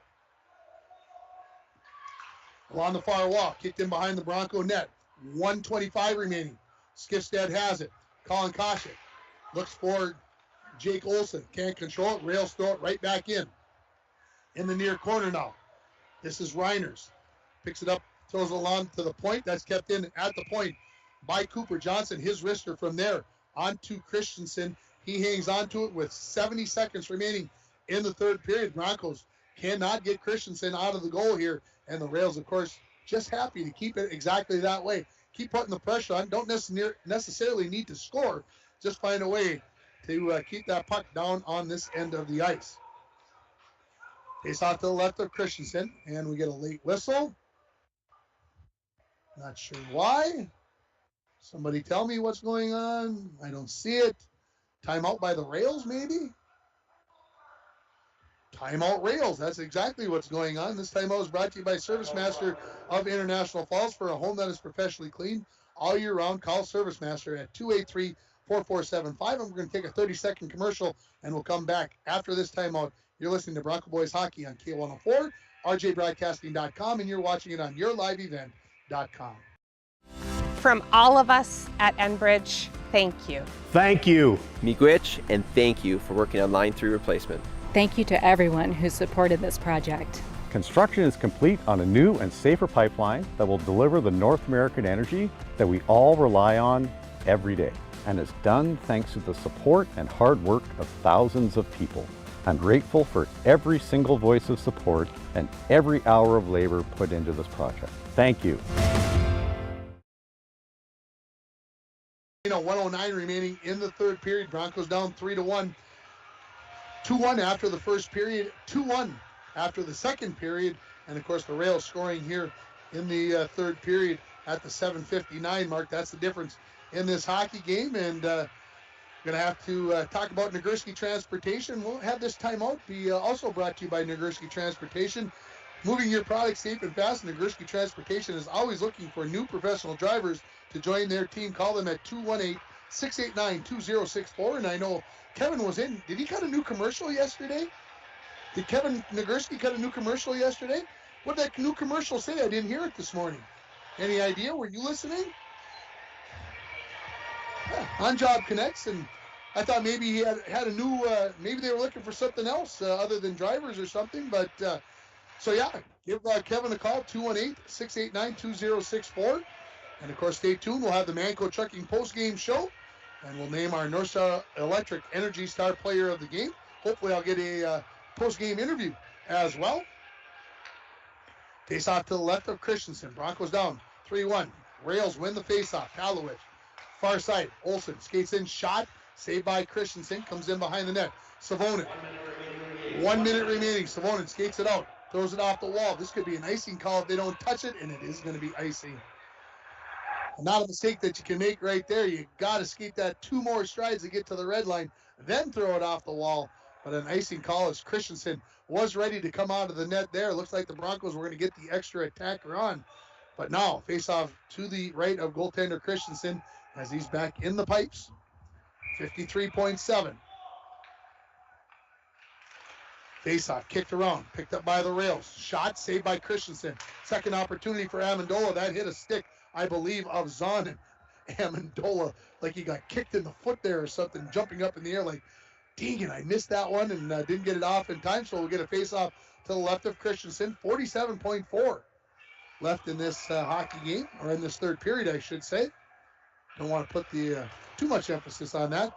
Face-off, controlled by Glowak, fires it all the way around. Savonin along the far wall, did the same thing. It's going to be, no, they don't have the icing. Now Christensen off, not sure it was exactly the same play.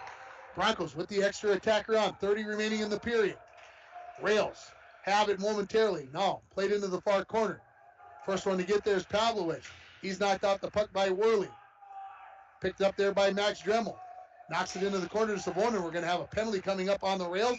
And Max Dremel backhands one under the goaltender Johnson. He hangs on to it with 16.6. And down on the ice on the far side is Matt Worley. And I think we're going to get maybe a high stick. This is a 5-minute contact to the head, and that is going to be on Pavlovich. So the Broncos probably not going to be able to take full advantage of this penalty at the 16:43 mark, as Pavlovich will go for 5 minutes for the head contact. So lots of penalties in this third period. This is the 7th penalty. Face off to the left of Johnson.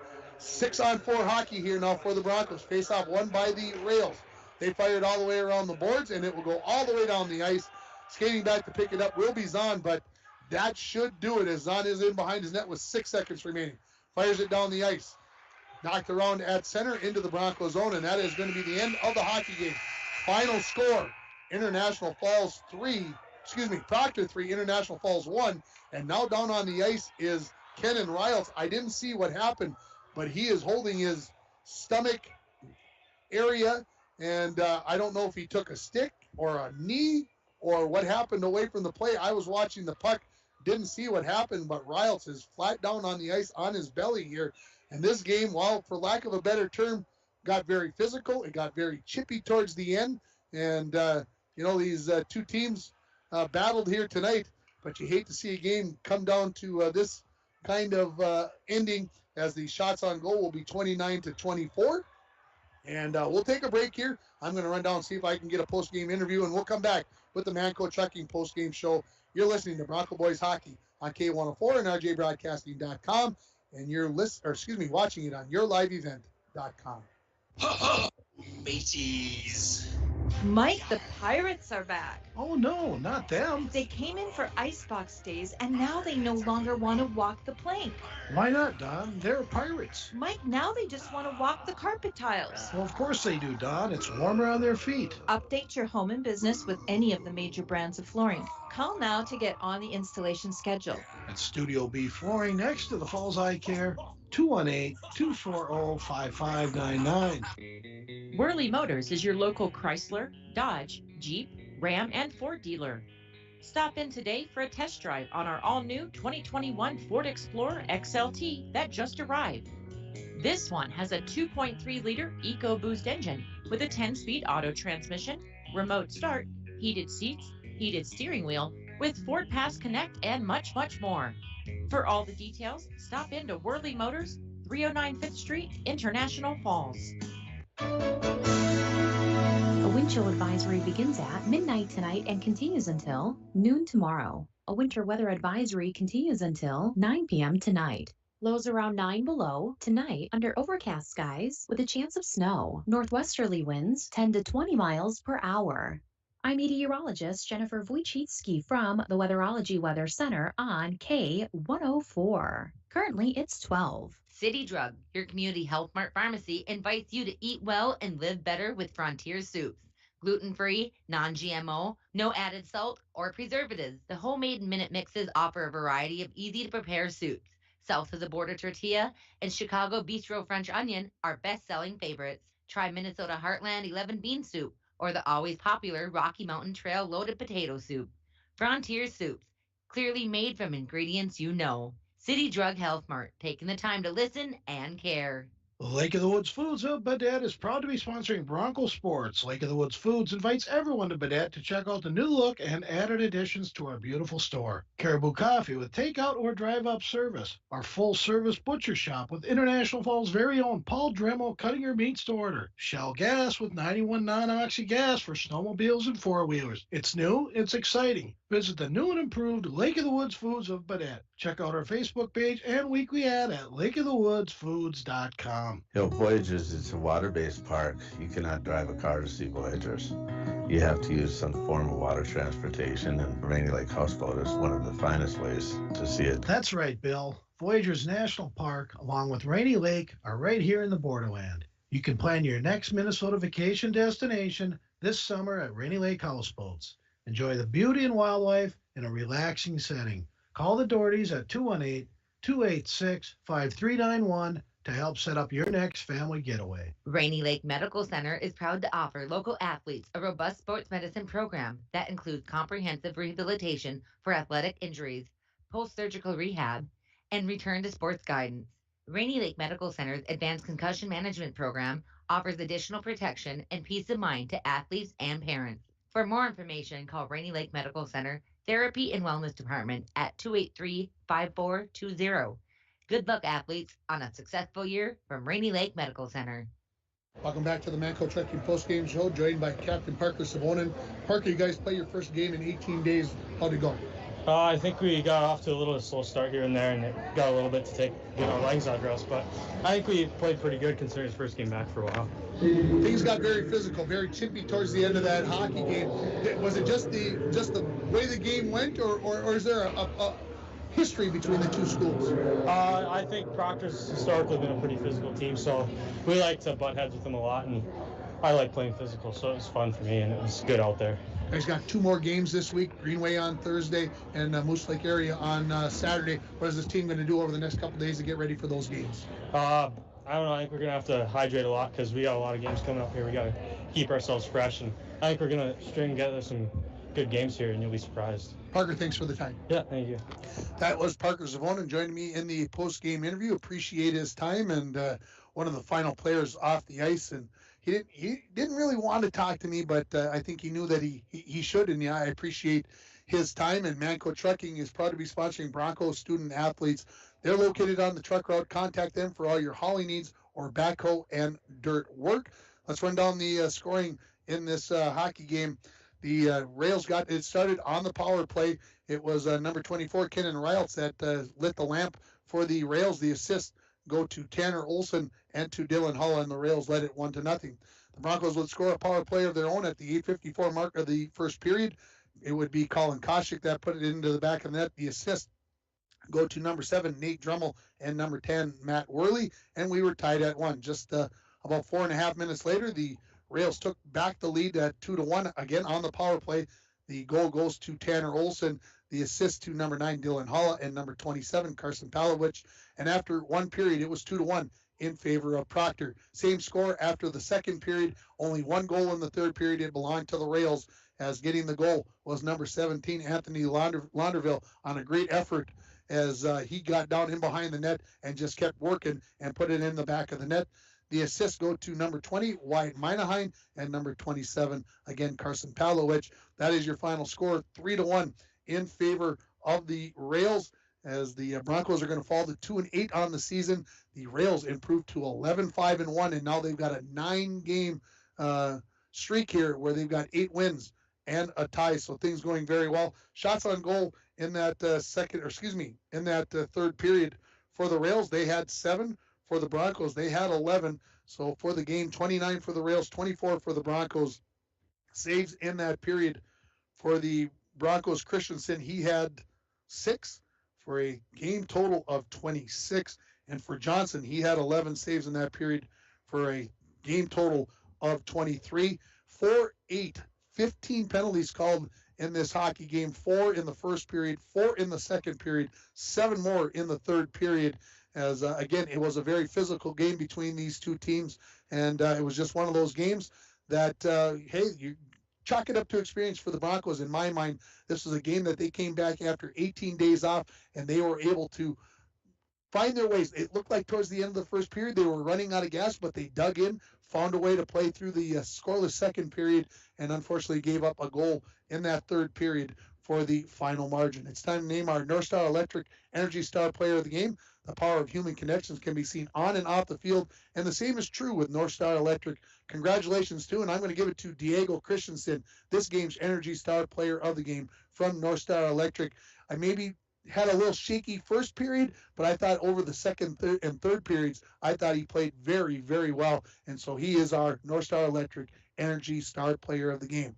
4 more hockey games on our airwaves over the next few days. We'll have that Greenway game on Thursday night right here from Bronco Arena. Pre-game right now scheduled for 7:10 and the opening face-off at 7:30, but stay tuned. Who knows what's going to happen, as this game obviously changed times last night, and that's why we're getting done a little bit early here tonight. Then on Friday, we'll have Bronco girls hockey, and then on Saturday, we'll have boys and girls hockey, both those games starting at 1 o'clock. We'll have them for you, hopefully, and we'll keep you up to date on everything else that's going on. Looking for a final update possibly from Bronco or from the Falls High Gym. 75-47, the Broncos down with about 10.5 minutes remaining in that game, and not a good game it looks for the Broncos, as I get a text message from one of the parents who said they've never seen so many missed passes in a game. So that's what's going on over at Falls High Gym. That's going to wrap it up here. Ooh, I got to name the play of the game by Canner Electric. Jeez, too many of these in-game reads. I apologize. Canner Electric, for all your electrical needs, both commercial and residential. Stop at Canner Electric at 500 4th Street in International Falls, or call 283-8319. And I'm going to go back. That big save by Diego Christensen down here to my left, as he came up with a big poke check and came out and kept it a 2-1 hockey game. Now that's going to wrap it up here from Bronco Arena. For Jade and for Dwayne, taking care of the video part of it, I'm Tim Ringhoffer, wishing everybody a good night from Bronco Arena. The Broncos lose by a final score of 3-1. You've been listening to Bronco Boys Hockey on K104 and RJBroadcasting.com, and watching it on yourliveevent.com.